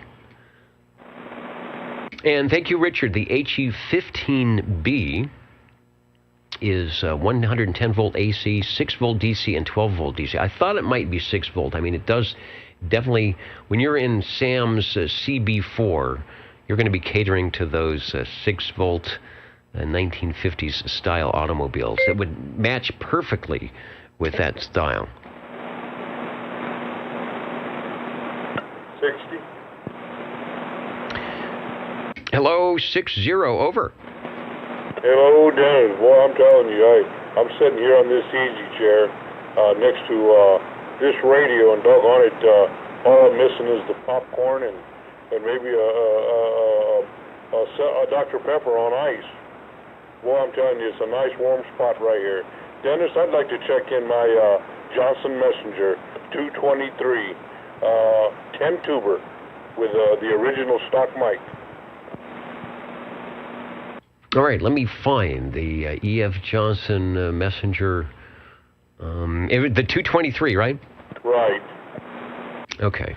I'm looking at 3 computers, a cat, a couple of microphoniums. I want to make sure I get things correctly when I flip the Rolodex here. Great audio. Now, the E.F. Johnson Messenger 223 also came with a desk mic. So it's a little bit fancier than the microphonium we just had on the Lafayette, but it does produce some good audio. So take a transmission, and I'll put in a shot of the 223 over. Thank you much. Yeah, doggone it, we have enjoyed the desk mic on this, the original desk mic. It kind of resembles a Turner Plus 2. The only difference is you don't have that little 9-volt battery for boost. But it does have the little shark fin on the top, a good-looking mic, and a good-looking radio, and also putting out about 90 degrees of heat in this corner, and I'm really enjoying it. Yeah, it's cooled off a little bit. Got the window open for some breeze to come through. Running the condenser mic tonight. I got to be careful. If I open the window too much, I actually get wind noise on the condenser microphone. And Richard, yeah, on our prior radio, Cliff mentioned that it only has 6 tubes. I know the Hallicrafters CB3A has 7, and they took some of the earlier Lafayettes, as we noted last week with Mitch. They took 11 tubes and took them down to 10 or 9, and then 9 tubes down to 7. So that one just started with 6. Now, the radio we're talking on now, I think the Johnson Messenger has 10, 9. I was looking, I've got a schematic somewhere. In fact, I've got one here. I should just look down at the top. But I know the Johnson's got way more than 6 tubes. It's sounding good. Yeah, we're around 10 tubes. Last time I counted, and last time I saw the diagram on the back, I figure around 10 tubes. My other Messenger, TOO, the number 2, that's, I think, one less probably. Yeah, we're running about 10 tubes and all of that. Because, like I say, it's pretty warm in this corner, and I'm only missing the goodies, especially sitting back on this easy chair.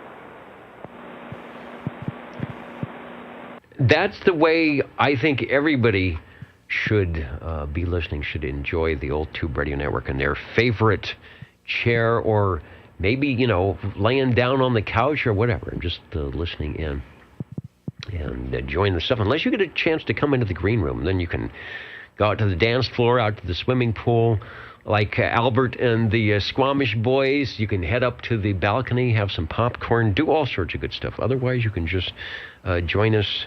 And you don't have to wear a suit either, like I do. So hopefully you're not wearing a seersucker jacket. No. Yeah, I don't think so. But anyway, I enjoy always checking this radio in, Dennis, and I want to thank you. And I think I've got another one cooking, or warming up, I should say. Smells like it's burning. And I think I know you probably know which radio that is. But we'll get to it in a minute. Thanks for letting me check this one in, Dennis. Hey, thanks for bringing it by. The E.F. Johnson Messenger 223, their Viking series, add 23 channels and all the good stuff. Keep it priced reasonably, put in a microphonium, and you have a very good selling radio back in 1969, 70, 71, and 72. Even Sears Roebuck took that chassis and put their name on it. That one's in Sam's CB23 on page 53, and that only does 115-volt AC. If you wanted the Johnson mobile radios, you had to go to the 223 or the 323 or the 123. And speaking of cooking, if you're cooking tonight, check out Chrissy's recipe tonight over on the video chat. It'll be up, so if you miss it, you'll be able to pull the video stream up and probably start at the tube radio section. I think the chats follow the actual live item of interest, and you too will have your very own steaks. What are we calling it tonight? Oh, it's got lots of stuff on it there. So I'm trying to remember what it is that we're doing. Beef steaks. Or something like that. Oh, it's a recipe for braised beef. You can tell I'm a food connoisseur. With braised beef with tomato, garlic, and white beans. We're looking for radio number 3.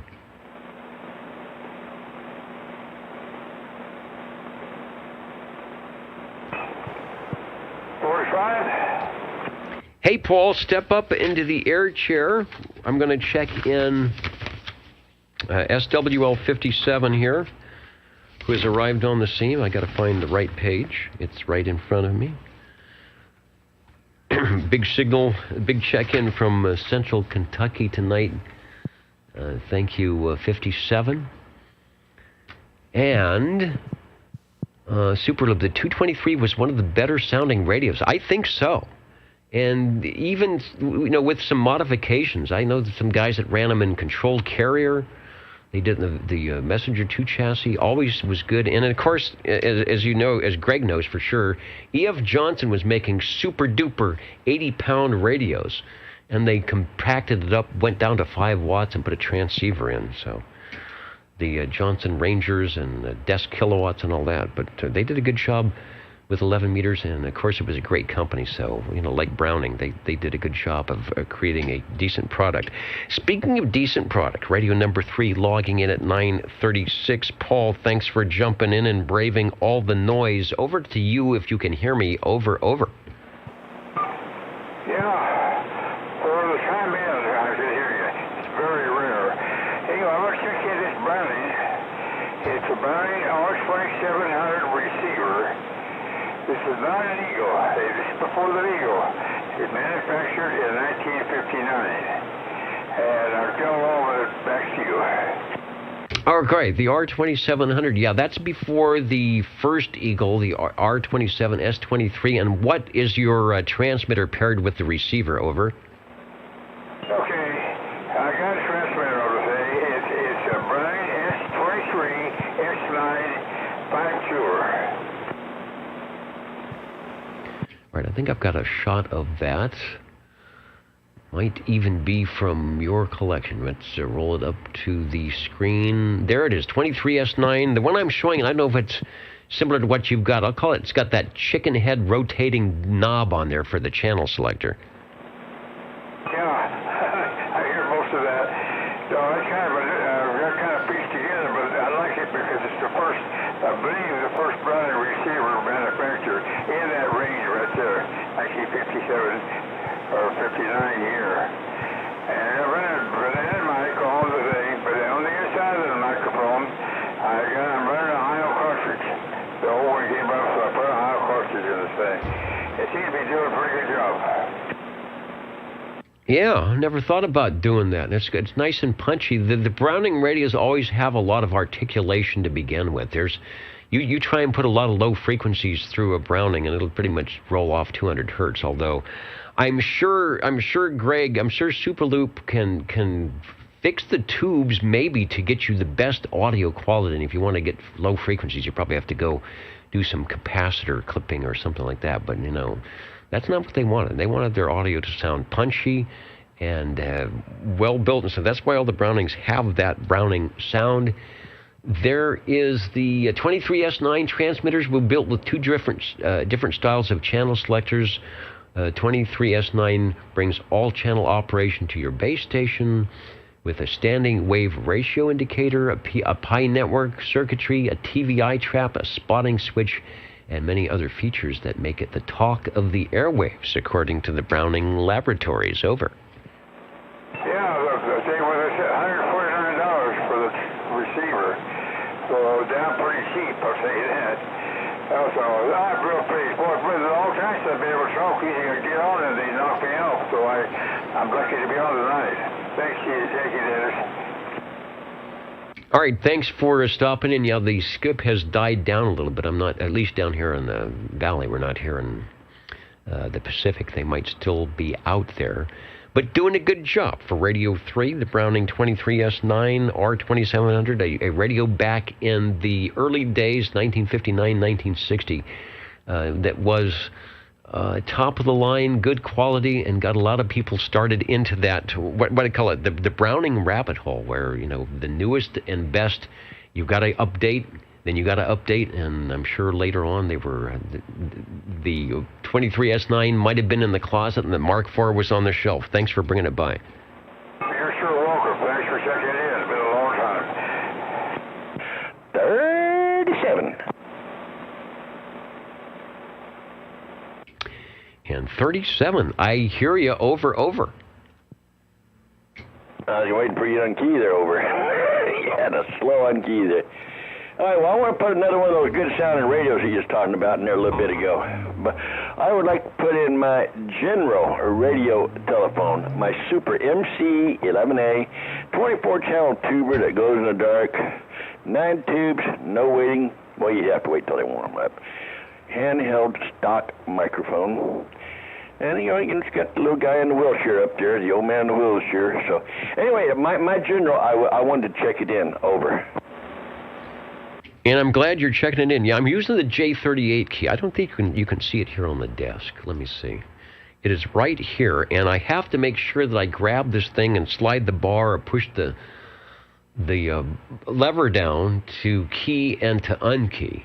I don't think I could even use a foot switch tonight with all the items that I have on. So, yeah, the radio is sounding good. It is radio number 4. I'm going to pop a picture of a representative. Your radio looks a lot like this, but this is not your radio. But take a transmission, and it's sounding good. But it is just like it.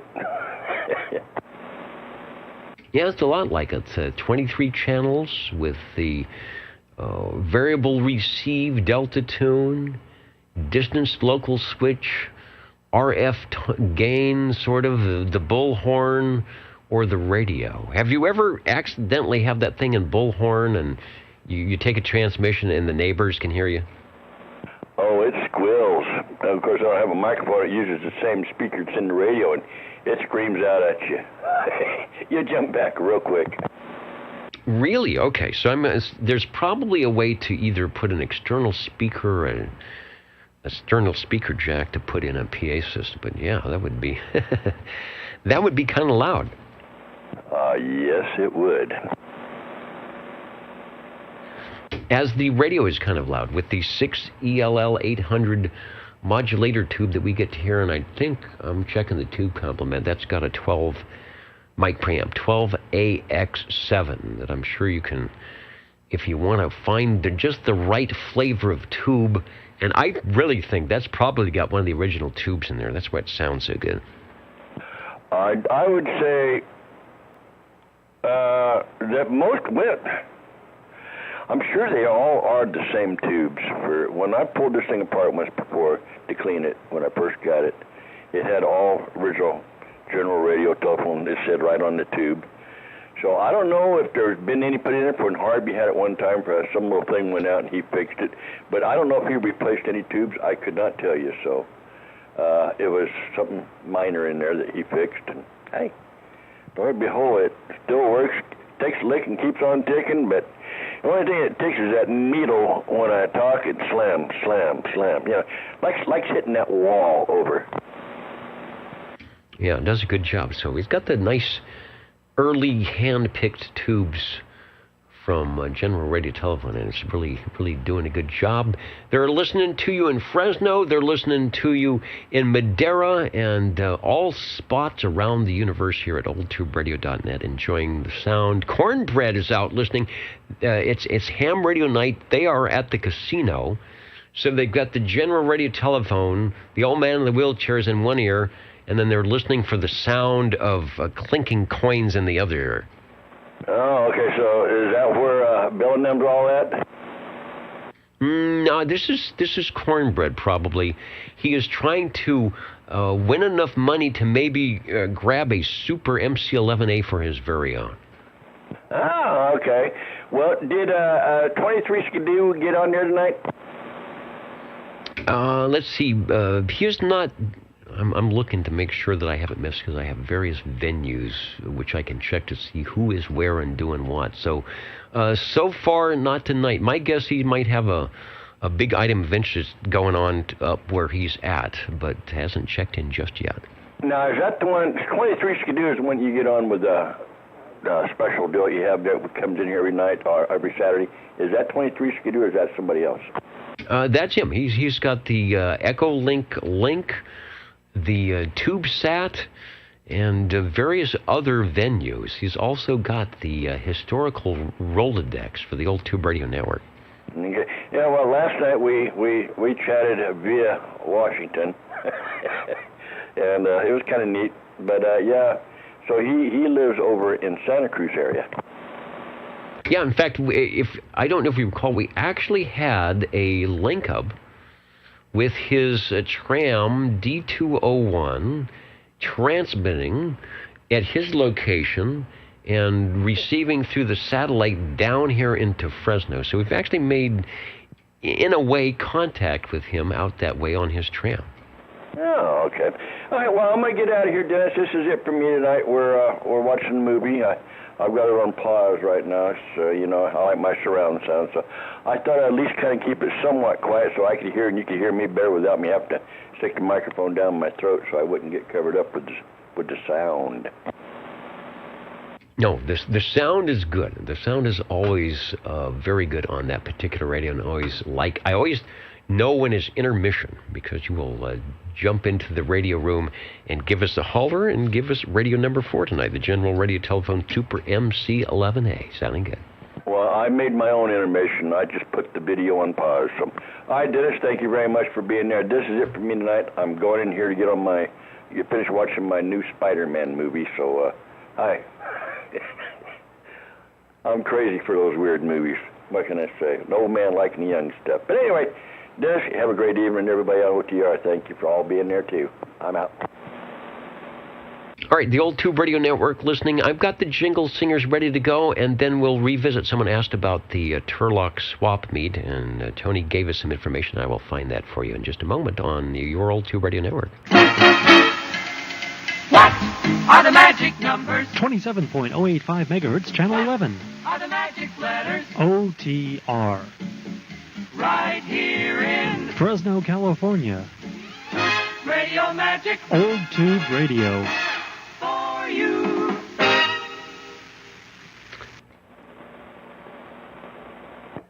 Number 7. Hello, Ed. How are things going? And I do have a spot for you here on the list. Over. Well, actually very tired and hands are sore from working on a car today. But we figured better get at least one radio in. And I know someone likes the green radio, so the big green one, the Tram TR27 Echo with the Electro Voice microphone.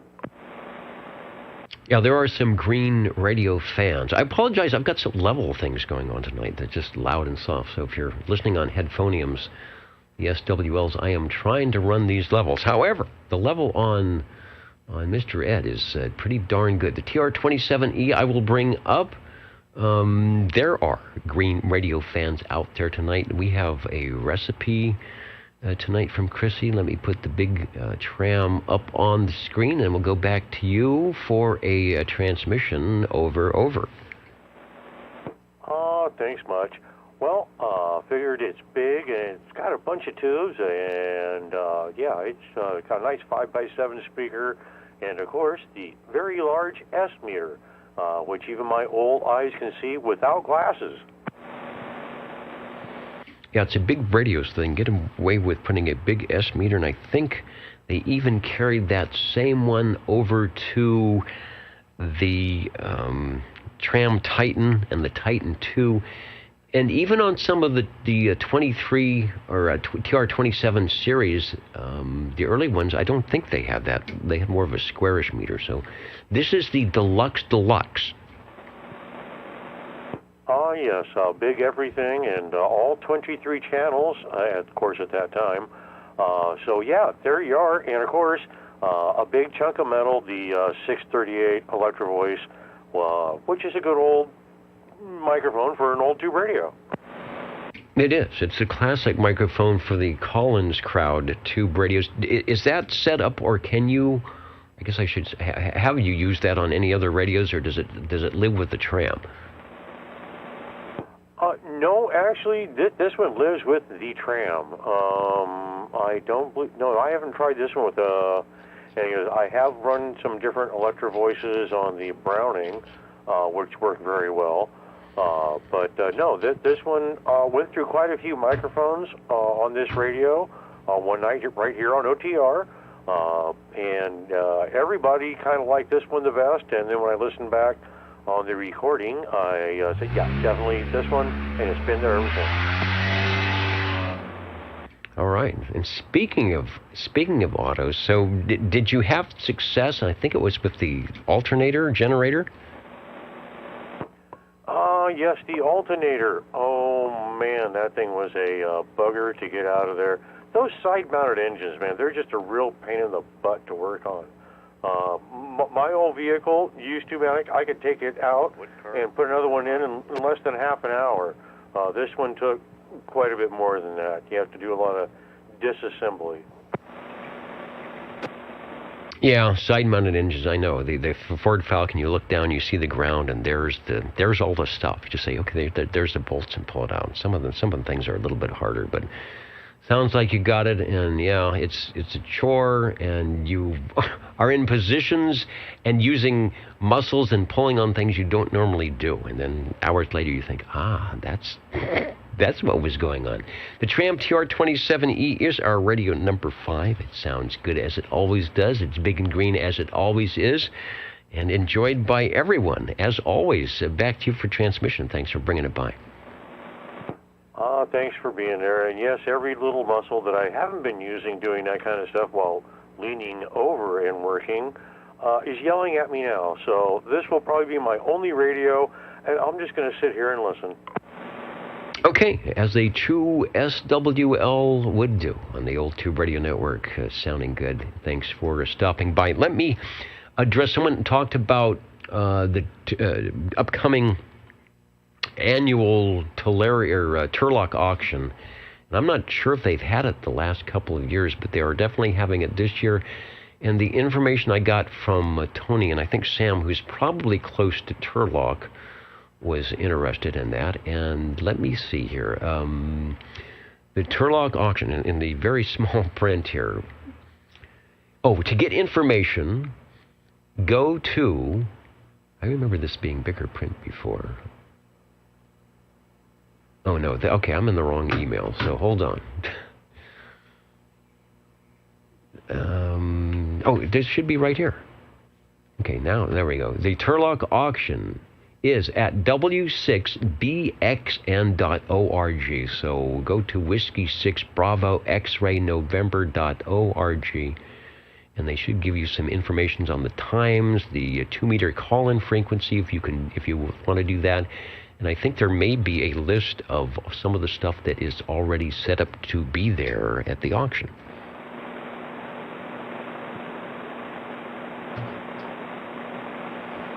And just a note from Chrissy said, who gave us a great recipe tonight.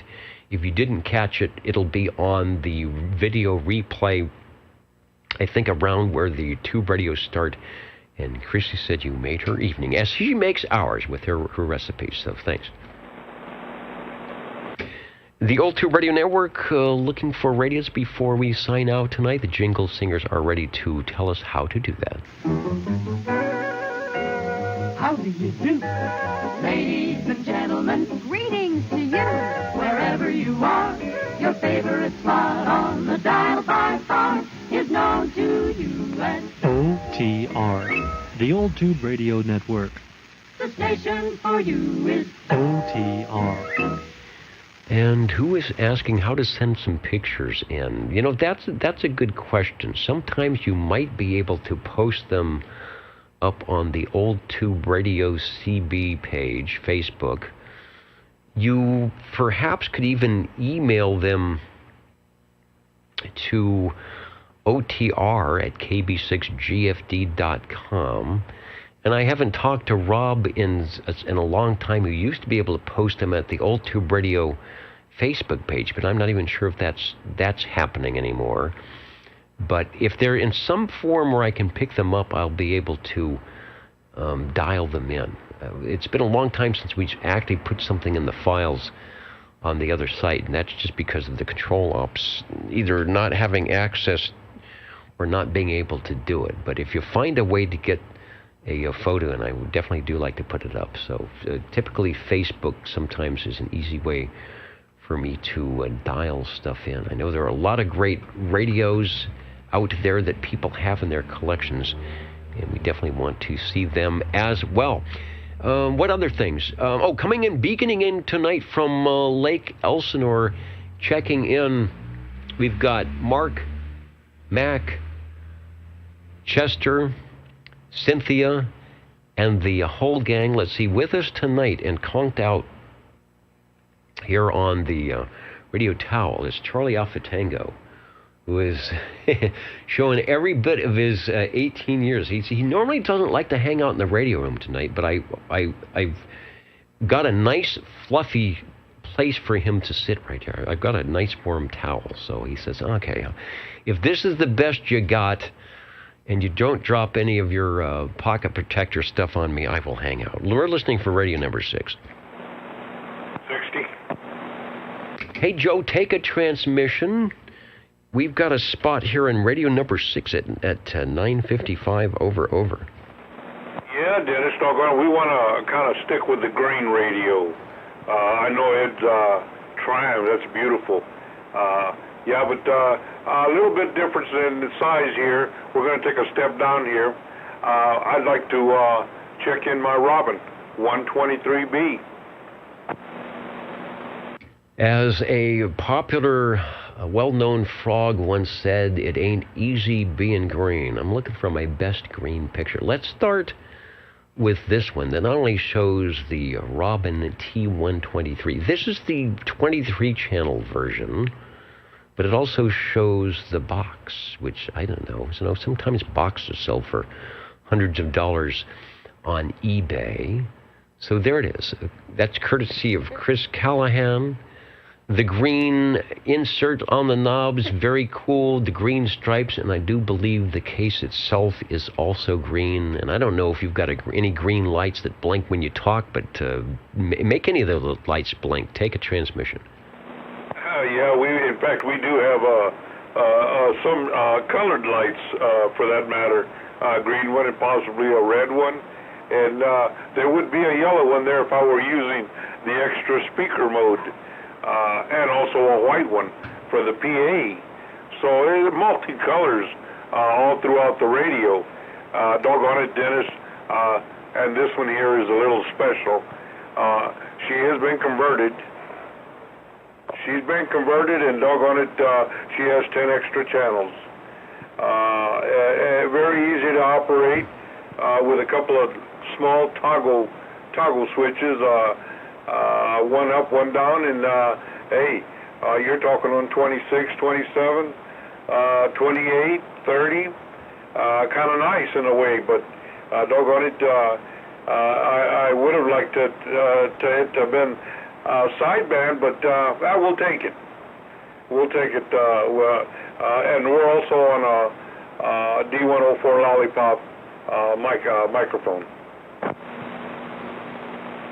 Good audio on the D104. I think we remember hearing it with the standard microphone that sounded good as well, but I believe these could be plate modulated on this Panasonic chassis. So it's good to know that when you are listening to OTR, not only is the radio green, the channel selector's green, but I think the receive light, it might be blue, but it could be beaconing a little bit of green as well. So sounding good, great audio.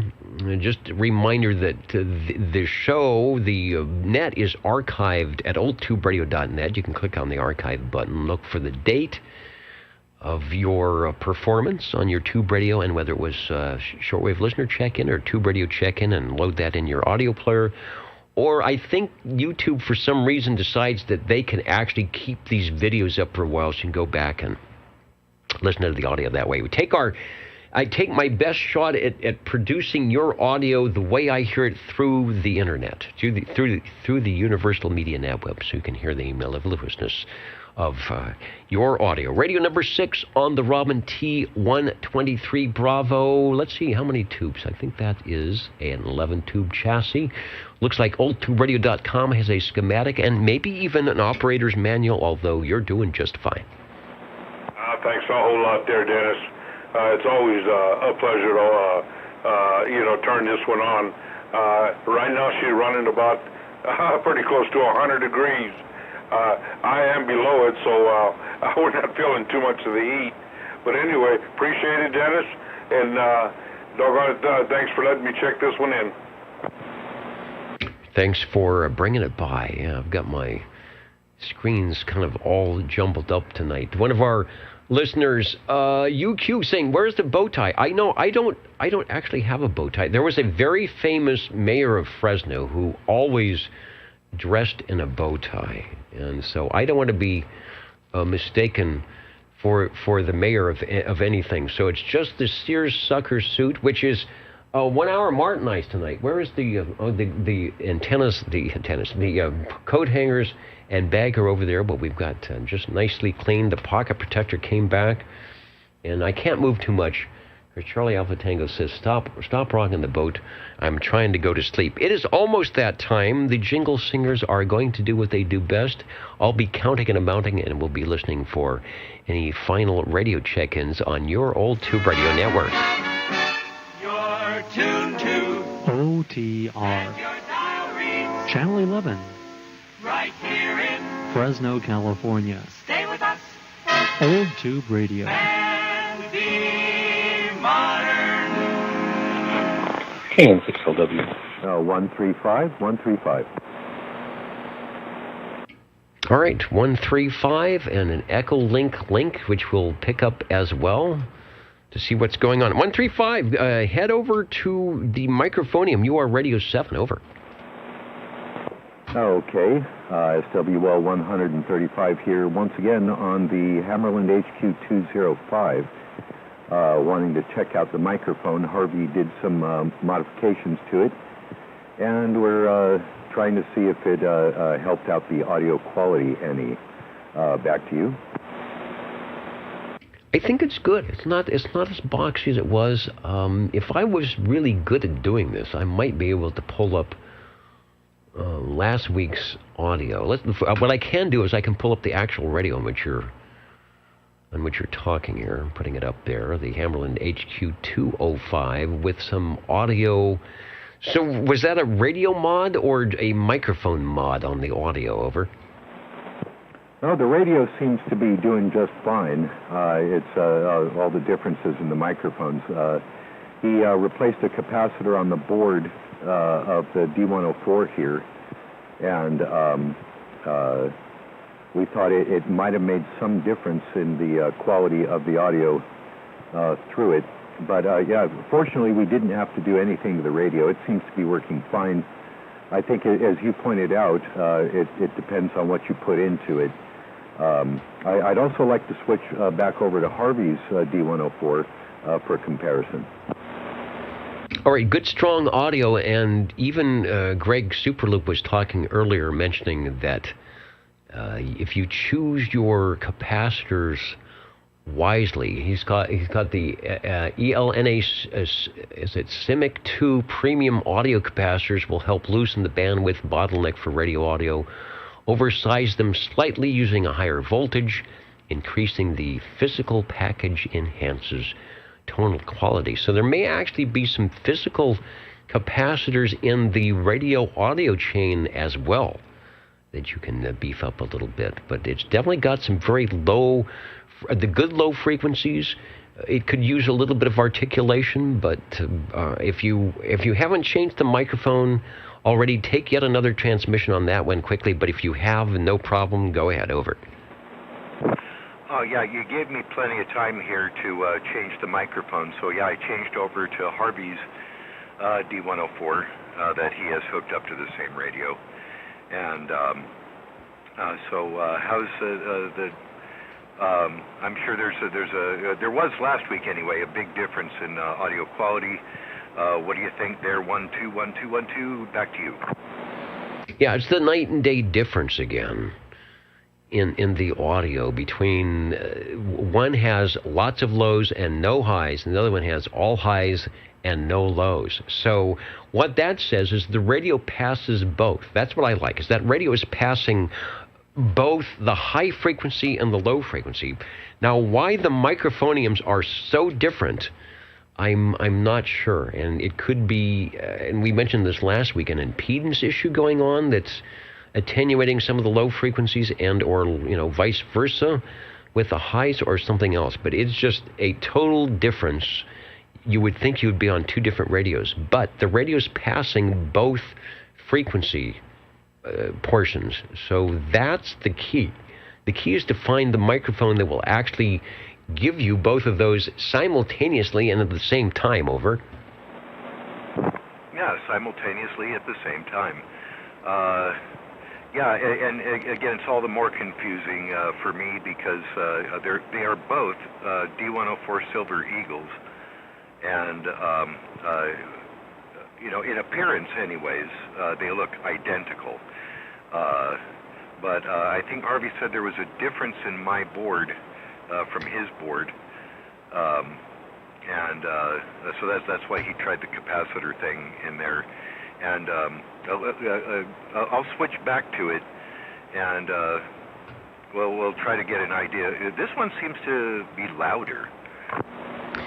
Yeah, it's louder because I think you're pressing that high frequency, mid-high frequency energy, as Mr. High would say, the articulation. You know what? I'm going to put the S meter up. Let me get that full S meter. Take a transmission, and we go back. What I'll do is I'll monitor, how much forward movement is on your signal when you take a transmission. So go ahead.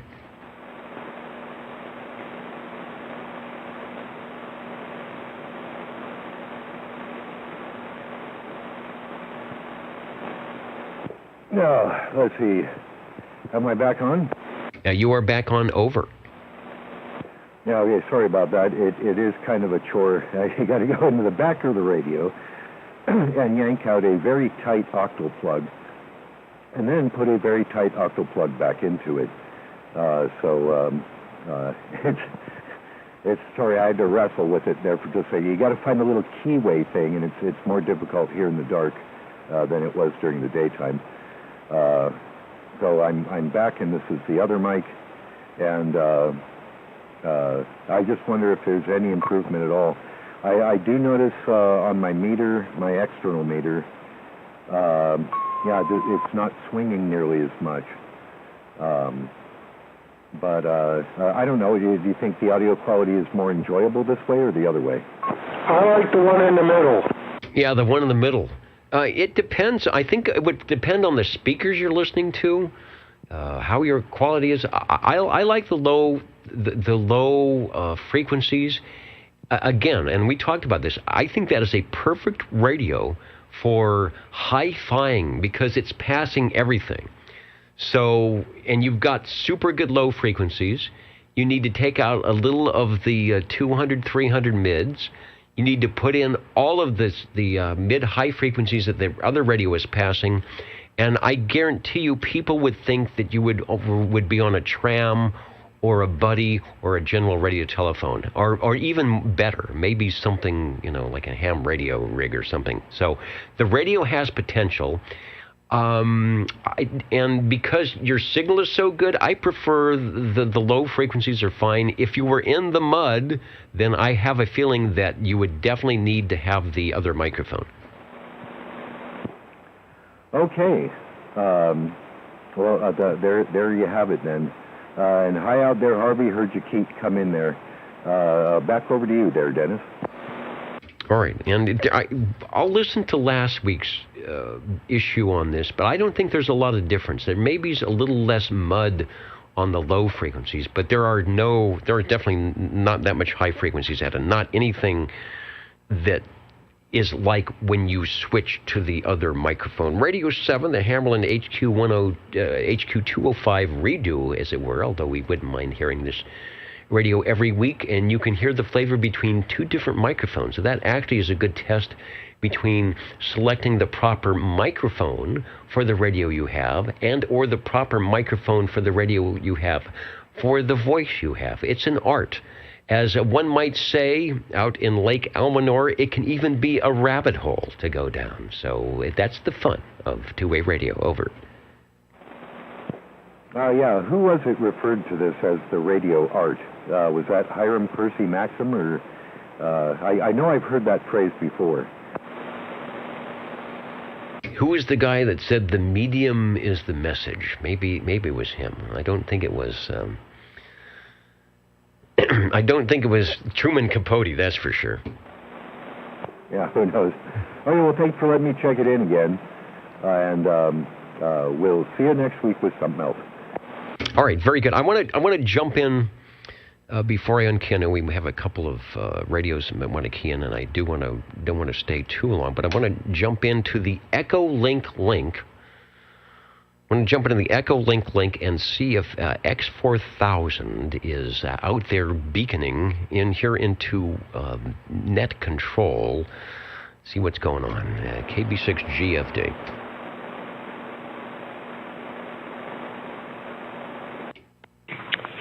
Hello, radio. Let me turn off the 7-second delay there. Yeah, X4000. We're out here, just kind of lounging about after a hard day's lawn mowing, which is really just weed whacking, because my lawnmower, the grass got so tall the lawnmower couldn't deal with it, so I had to take another approach. But the yard's looking good. Everything's looking good. And just wanted to see how things are going in upside downtown Fresno, California. KM6LW. All right, things are good here. Glad you stopped by the Old Tube Radio Network. I will be doing my mowing and weed whacking tomorrow, assuming that the person that borrowed my weed whacker brings it back. But the mower is ready. I've got gasoline. Maybe you have one of those electric mowers. I had an electric mower, and it couldn't handle the tall grass. It would have a little device, a circuit breaker that would just shut off every time. So other than that, getting a few goats or something that eats grass would also be good. Thanks for joining us tonight. We'll probably catch you after the net and talk ham radio stuff. In fact, let me go back. And there was a mention on the chat, and I wanted to bring it up before we signed off tonight about 11 meters and amateur radio, and never the twain shall meet, but sometimes they do. Thanks, Steve, for bringing that up. And let me go back, and I'll try to do this in 25 words or less. The 11-meter Class D citizen service, of course, was an amateur radio band up until 1958, when the FCC said, no, it's going to be this licensed citizen communication. You don't have to take a test, but it will require a license. And so you guys have got 15 meters and 10 meters. We're going to take 11 meters away. And so a lot of people, I think, hams got the fact that it was something that was taken away from them and given to people, to stations, and the intent, of course, was for not hobby communications and for somebody to get a license and to get units on their license and Unit 1 to Unit 2 in businesses and husband and wives and kids talking and be out by the lake. So it was supposed to be like that. But when you do something like that in the middle of the biggest sunspot cycle in 1958 and 59 and tell people with these 5-watt radios that they can only talk around the block and they're hearing stations from all over and they can't have idle chit-chat, it just doesn't work. The FCC, blame it on the FCC. They just blew it. They didn't blow it in creating a Class D citizen radio service. They blew it in expecting it to be something that it wasn't meant to be. Just this thing, yeah, you know, get me a loaf of bread and I'll see you in 5 minutes. It wasn't ever going to be that. And so I think some amateur radio operators felt that some of the older hams felt that the frequencies were taken away. And some people who never even jumped into 11 meters got on that bandwagon and said, oh my gosh, that's not a good thing. But those of us who do both know that it's two-way radio. It's antennas, it's audio, and indeed, and even if you keep it the way it was supposed to be, yeah, you could talk intrastation or interstation. It's just the miracle and the fun stuff of two-way radio, of wires, and you never get a bill at the end of the month. And we were all SWLs at some point. So anyway, Steve, I'm with you. And you go on 11 meters and you'll have people just ham operators. You go on amateur radio and they'll think that 11 meter stuff. So I don't know what to say. All I know is that it's an individual thing, and if you can't enjoy your radio, and if you can't enjoy your radio hobby, yeah, that's not supposed to be a hobby, but that was in 1958. Then why not? And I always tell people that sunspot cycle's coming up, and 11 meters is going to be pretty much unusable during the day. It really, really is. You're going to have 20 dB signals all over the band. So why not invest a little time, get your amateur radio license, and you can go on VHF, UHF, or better yet, you can take $5 and put a wire up for 15 meters or 10 meters. Get yourself a radio. Maybe you've already got a 10-meter capable radio, and you will have this giant real estate of frequencies on which to use and have a good time, which is the whole point, right? And whatever. All right, off the soapbox, but somebody wanted to say that. Where are we going? Oh, any other stations wanting to check in before I use all our available time? 20. Yeah, hi, Harvey. Sorry about that. Sorry about the old buzzard transmission. I'm not supposed to do that. I'm the net control. Take a transmission. Okay. I want to check in my Demco Star. 23-channel crystal transmit and 23-channel tunable receive only. And custom sides and top on this Demco Star. It used to have the wood grain covered particle board sides. It does not have that now. It has stained oak redwood sides. Redwood oak stained sides, stained kind of reddish, and looks really good. Custom top on there. I got the radio without a top, and that area is the top, and it angles down, covers half the back. I had one, or Bill at the shop here at the time had one made. So kind of a custom setup there. D104 amplified mic on the Demco Star. Also, did someone in Sanger check in with a Browning tonight? Looking on the list, nobody from Sanger checked in that I know of. We had a Browning from Paul up on the hill, of course. So the answer to the question is no. The Demco Star, to me, looks very similar trying to be like a tram. I know it's not. It's got the transmit receive because the Demcos, of course, were transmitted in receivers, and they dumped it into one box, sort of like the Tram Titan 3. The audio is good. Let's talk about the audio. If you do not have a microphone gain on the radio, I would suggest that you may be hitting the audio a bit too hard on that amplified microphone because you're getting a little bit of flat topping. Okay. I gotta back off the mic. I do have the modulator on, as you could tell, just so people can hear me. Alrighty, I've got one more to check in. And just before you took the first old tube radio, a person keyed up on a Browning and said break. And then you were doing something, you didn't seem to hear them, I think, and you went to the first radio. And I thought that was him, but I can't be sure. Okay, yeah, I do remember that. In fact, I paused to pick up the second radio, perhaps, and then no station came back, so I wasn't sure if that was a break for what we were doing or something else. But I do recall hearing that, and it is actually on the replay. And if I recall, they were actually fairly loud. So no, I did hear them. If that was them. Oh, I sure hope. I'm going to give him a phone call tomorrow and see if that was him. Kind of not new to radio, but new to that radio. So if he didn't get acknowledged, he might have thought that it wasn't working. But it was, because I heard it too. Okay. I'm going to go to the other radio, and that should be it for me tonight. All right, good deal. The Demco, the Star, very rare from Demco, but they do exist.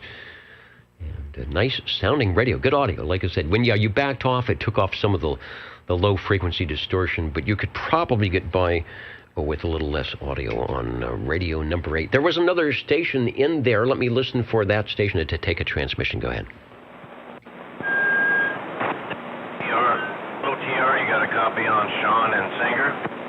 Hey, now, there is a good-sounding radio. Sanger sounding good in Midtown Fresno. Sean, take a transmission. Over. Yeah, I just got this radio fixed up. Harvey doctored it up for me, and everything seems to be working real good tonight. No, it's working great. Nice audio. You're about an S7. Definitely has the Browning sound. I'm putting you down as radio number 9. At 1020. Tell me the style, the flavor of the Browning radio that's in front of you. Over. This is a Browning Golden Eagle Mark IV, and I'm talking on a Silver Eagle D104 microphone. All right, a good setting. Works well with your voice. I'm going to see if I can find in our archives the Browning Laboratories Golden Eagle Mark IV. The Old Tube Radio Network, as you know, live here, 27085, channel 11. I think you got both displays on your radio. Also streaming over the internet. You could actually tune in the internet right now and hear your audio coming back to you live at oldtuberadio.net. And if you get a chance, you'll be able to watch the replay and listen to your radio on the YouTube video for oldtuberadio.net, and there's a link to that if you go to the .net page. All right, I'm stalling to see if I can find a picture of the Browning Golden Eagle, and that is the 40-channel version on the Mark IV. Over. Yeah, it started cutting out on me there for a second, but yeah, I copied you, and you are sounding good out here in Sanger, and looking forward to checking in on this radio next week. All right, we're looking forward to hearing you. We don't hear many of the Mark IVs. For the Browning operators, some of them swear by the Mark IV, saying that's their favorite one. Others say, oh, I don't know, it was different enough to not like it. But it's a beautiful radio. We're showing a kind of a top-down picture. And it was definitely probably the most, from Browning, their most expensive radio. Still holds its price today. And very well built. Lots of good components in that, as you know, proven the fact that it's still here in the 21st century and sounding good. So the Mark IV and you're doing a good job from Sanger, so no problem. Normally don't hear Sanger that good. Give us one more transmission. Sean, as you know, you don't have to have any numbers. There is no dues, no special handshake. As long as you've got an old tube radio, you can bring it by any time as we're checking in the radios on the old tube radio network. We've been doing this for 37 years. Give us a transmission, and thanks for stopping by. Yeah, I appreciate it, Dennis. It's Sean, 979 in Sanger, and thanks for letting me check in tonight. All right, sounding good from Sanger, and thanks for giving us another radio on the list, the Browning Golden Eagle Mark IV. Thanks. Can I do this one? Yeah, do this one, and then we'll, I know we got a lot of stations that are staying up late, or early as the case may be. You'll be Radio 10, that'll take us into double digits. Take a transmission.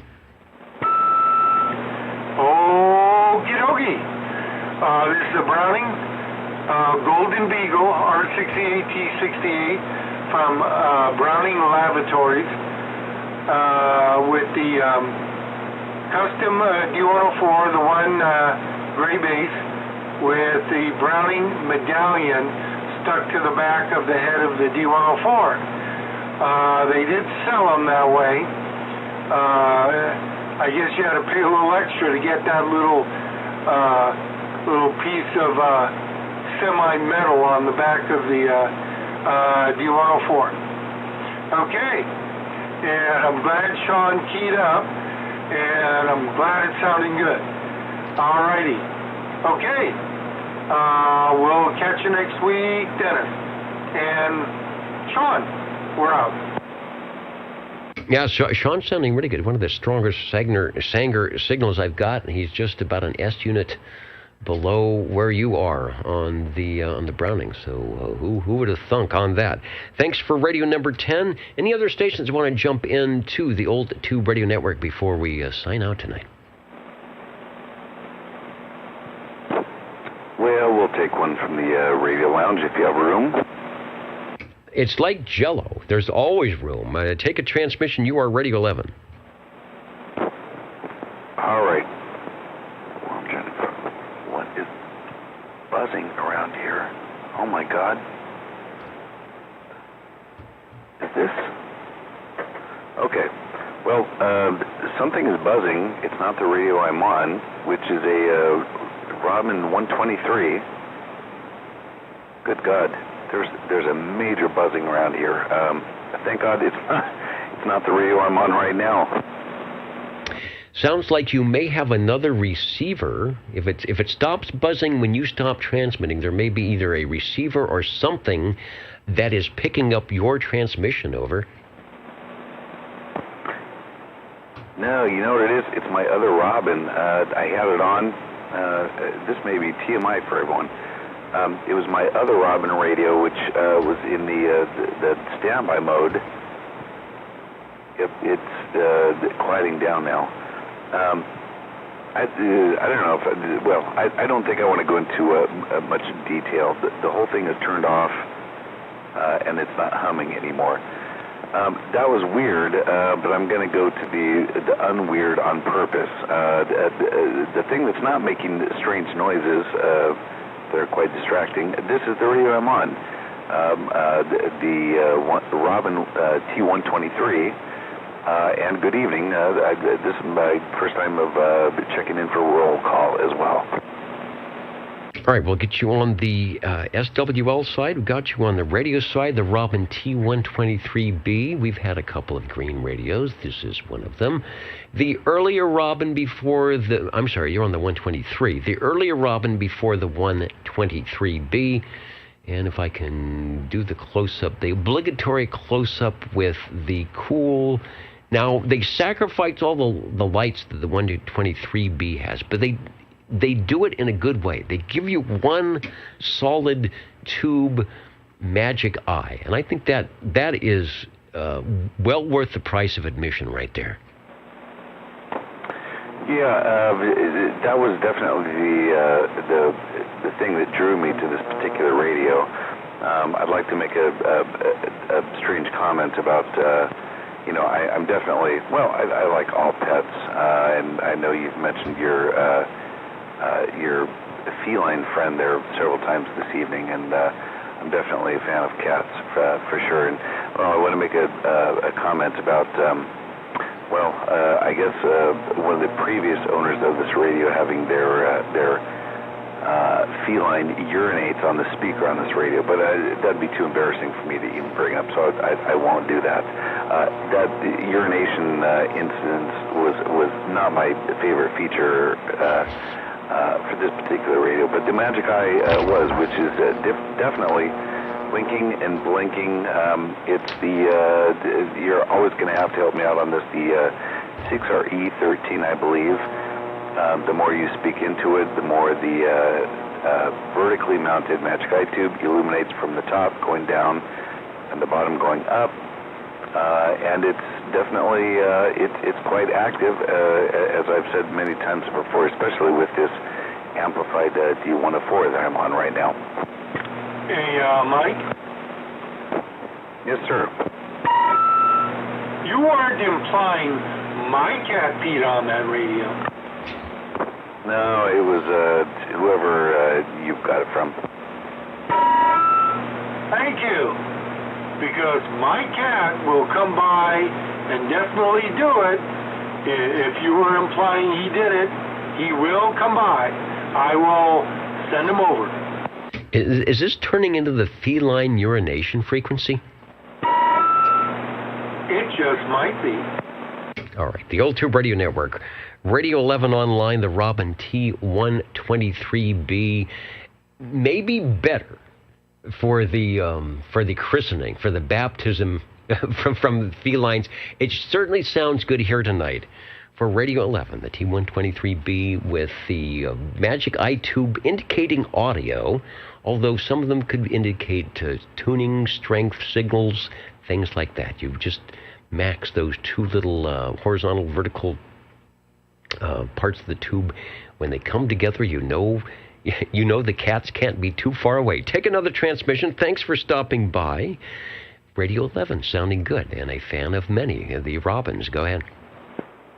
Okay, thank you. Well, the Robins have definitely been the most least problematic radios in my particular collection, especially this one that I switched to, which is my Robin T123B, as in Bravo. I definitely do not like using it this late at night, especially when the sliding glass door in the radio lounge is open, which it is right now, because I have to practically scream into the radio, which I'm doing right now, just to kind of make the rather lethargic modulation lamp illuminate. But this one is my 123B, as in Bravo, unfortunately without an amplified mic. And that's a Panasonic chassis, so I'm thinking there is probably, and I'll switch to the B model here. There it is.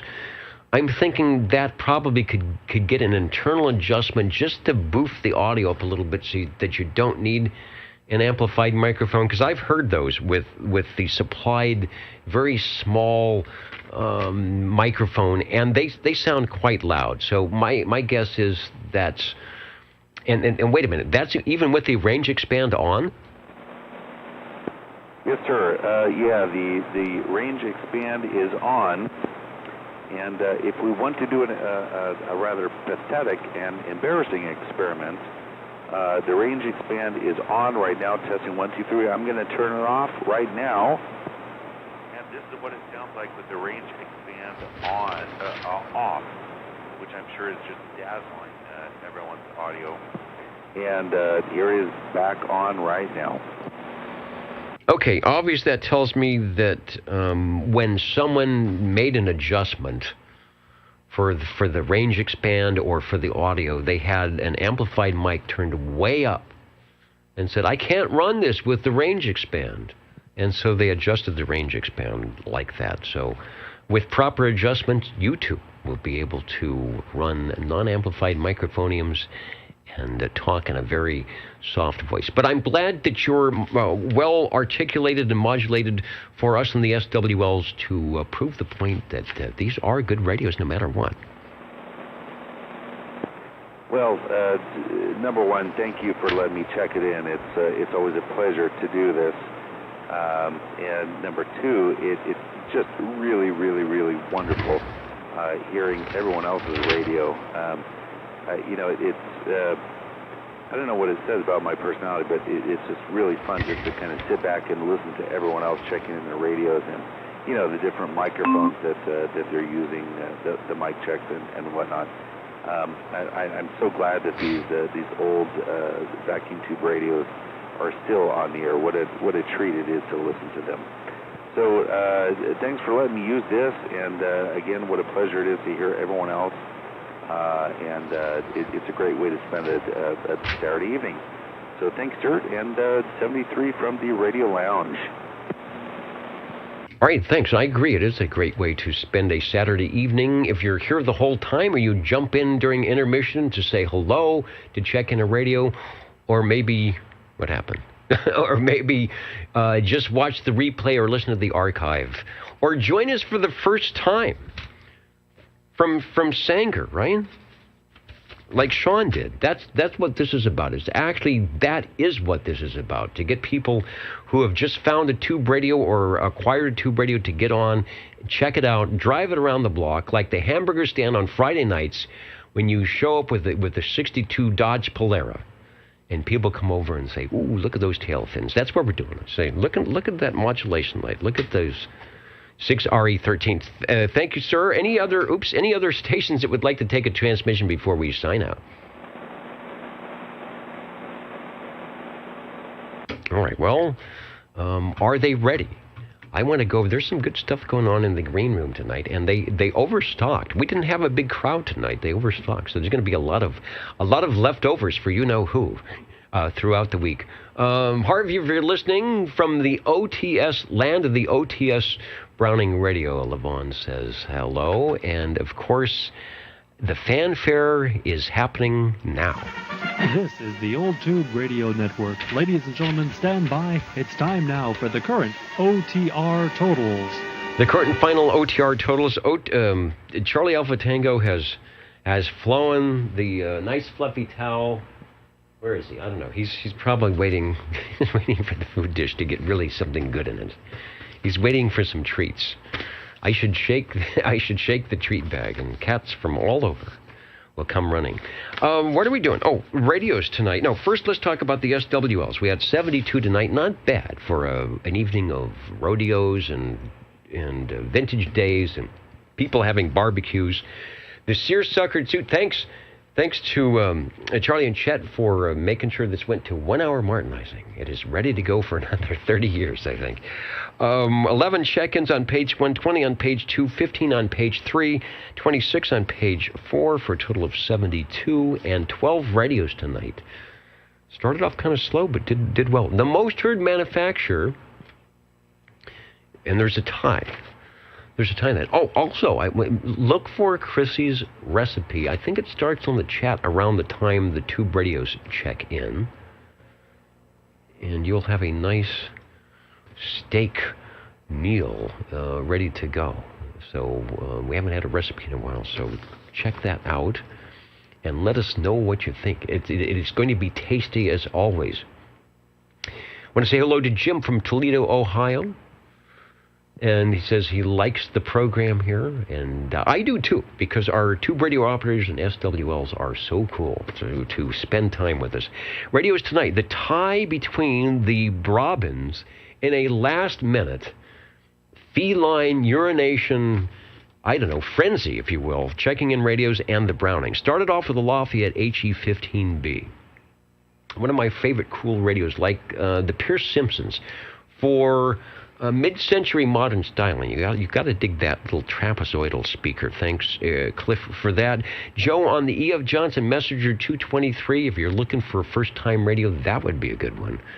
Radio number 3, Paul on the Browning R2700 receiver 23S9. Maybe our earliest radio. I think that takes us back in 1959. 58 is when we talked about the Class D citizen radio service was created, or some say stolen from the amateur radio operators. But, it's radio. And I always think that 11-meter people make better operators because they know how. They've operated a radio. They just didn't take a test. They're already. It's like driving. Like, what if you never drove a car and it's like, okay, here's a car. So you go out and drive a car and you know what to do. You're a little familiar with it, and then you go get on the freeway. So that's it. Get on the freeway. Let's see. Paul on the Browning. We had the General Radio Telephone Super MCA, the Thrift Store Special. Thanks, Chris, for Radio 5. Radio 4, Radio 5, the Tram TR27E, starting the green thing. Big Green Radio begat some other green radios, like the Robin T123B from Joe. Thanks for Radio 6. Radio 7, the Hamlin HQ205, checking out the microphones again. It still sounds good. It's on the replay. There's not a thing wrong with that. Super cool radio. And if you never take a transmission, if you're very shy, you've got this perfect broadcast banded 10-meter shortwave radio with the transmitter just waiting. And it will go on 10 meters. You can get your amateur radio license and use it. Radio number 7. Radio number 8, the Demco Star from Harvey. The fans of Demco, I hope JT watches the replay and rings his Demco bell. That used to be a weekly occurrence. We haven't done that in a while. Sean in Sanger, beaconing, premiering on the Browning Golden Eagle Mark IV. There's another radio we don't get a lot of. A lot of radios. The Demco, the Browning IV, the Hammerland. Don't hear many of those. Even the early Brownings. Thanks, Sean, for joining us. We will look for you in future episodes on the Old Tube Radio Network here Saturday nights, beginning at 8 p.m. for the roll call, and after that for the tube radios. Then we went to Harvey on the Browning Golden Eagle R68, T68, or should I say the Golden Beagle, and then a pair of Robins, the T123B and the 123B. 123B from 72 to 76, 1972 to 76, 240D after that with 40 channels before that. The 123 with the magic eye. Sounding good, Robins, Brownings, and the like, all tonight on your Old Tube Radio Network. You don't ever have to have any numbers. If you haven't checked in for 35 years, join us. It might be a little different than you remember, but we're still checking in radios. And some of the same people are still around. They just look a little bit older and they dress funny. Thanks, everybody, for your participation. I believe we will do this again next week. Get on the air with your radios on whatever frequency you want. And if you are studying for your amateur radio license or an upgrade, do so because the bands are getting really good. The sunspot numbers are up, the SFI is up, and I guarantee you will have fun with whatever you got. Good night, everybody, from OTR. Thanks, Dennis. Go eat. Yeah, I've got something. I know the cat wants to eat, so of course I'll get a little snack in there as well. I can't eat too much because I have to fit in this suit. And good night to Charlie Alpha Tango. All right, he's probably asleep somewhere.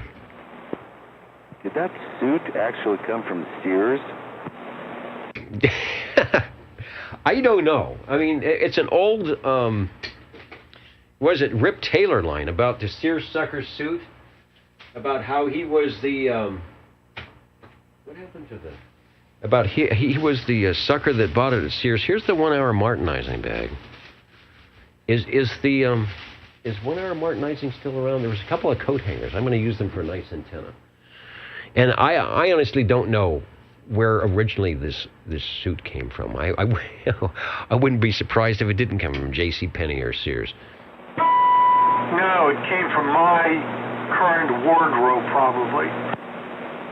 No, I've told the story about this suit. It was my dad's jacket, and I think I was in college, and I needed something to wear to do something. So that was a long time ago, and my mom goes, "Oh, you can wear this." And so it's been in my closet I've been carrying this thing around all this time.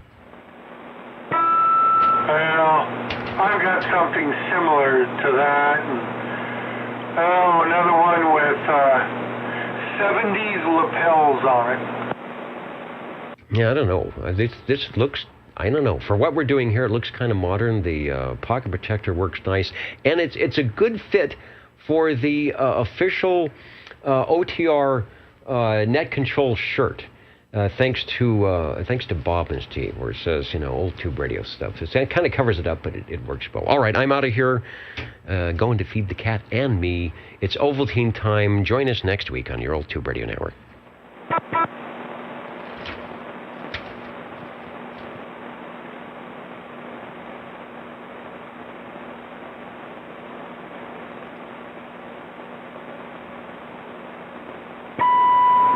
Cliff, you still got that thing on? Hey, Harvey. Yeah. I kind of like it.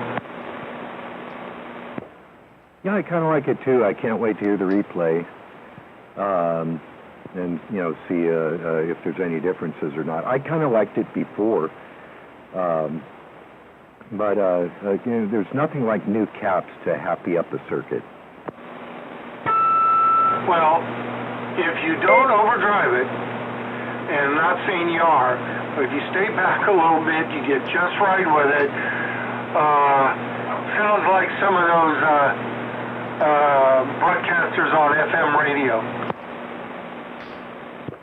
And welcome to OTR FM all night long. There you go. You could do a whole routine like that with that radio. And it would sound like some FM broadcast show. Yeah, it's too bad. We should actually do that if we had some old FM radios, or maybe some new FM radios, and come out here and, hey, gals, guys, and otherwise, welcome to the hip and cool and... Hey, good night, everybody. The old Tube Radio Network. Turning off that 6L6 and cooling things down. Yeah, I've got to recap my cat. I should have put that Alexa voice mic on this just to see what it would sound like. No, I was wondering about that. I thought you did for a minute, but then you didn't mention anything about it. You started talking about the, medallion. The BL medallion. Good night, little B. KM6LW. For a minute, I thought that was that mic. You still got it there? Yeah, let me plug it in. Hopefully I didn't bump the control. Hang on. Okay, cool, because I'd like... Yeah, we need Disney to make us a nice little sign-up, don't we? Now, this thing's got a lot more... I think... there's something to be said for tube audio quality. And I just think these things are, in a lot of ways, just sound better. So, you got it plugged in? Now, let's see that.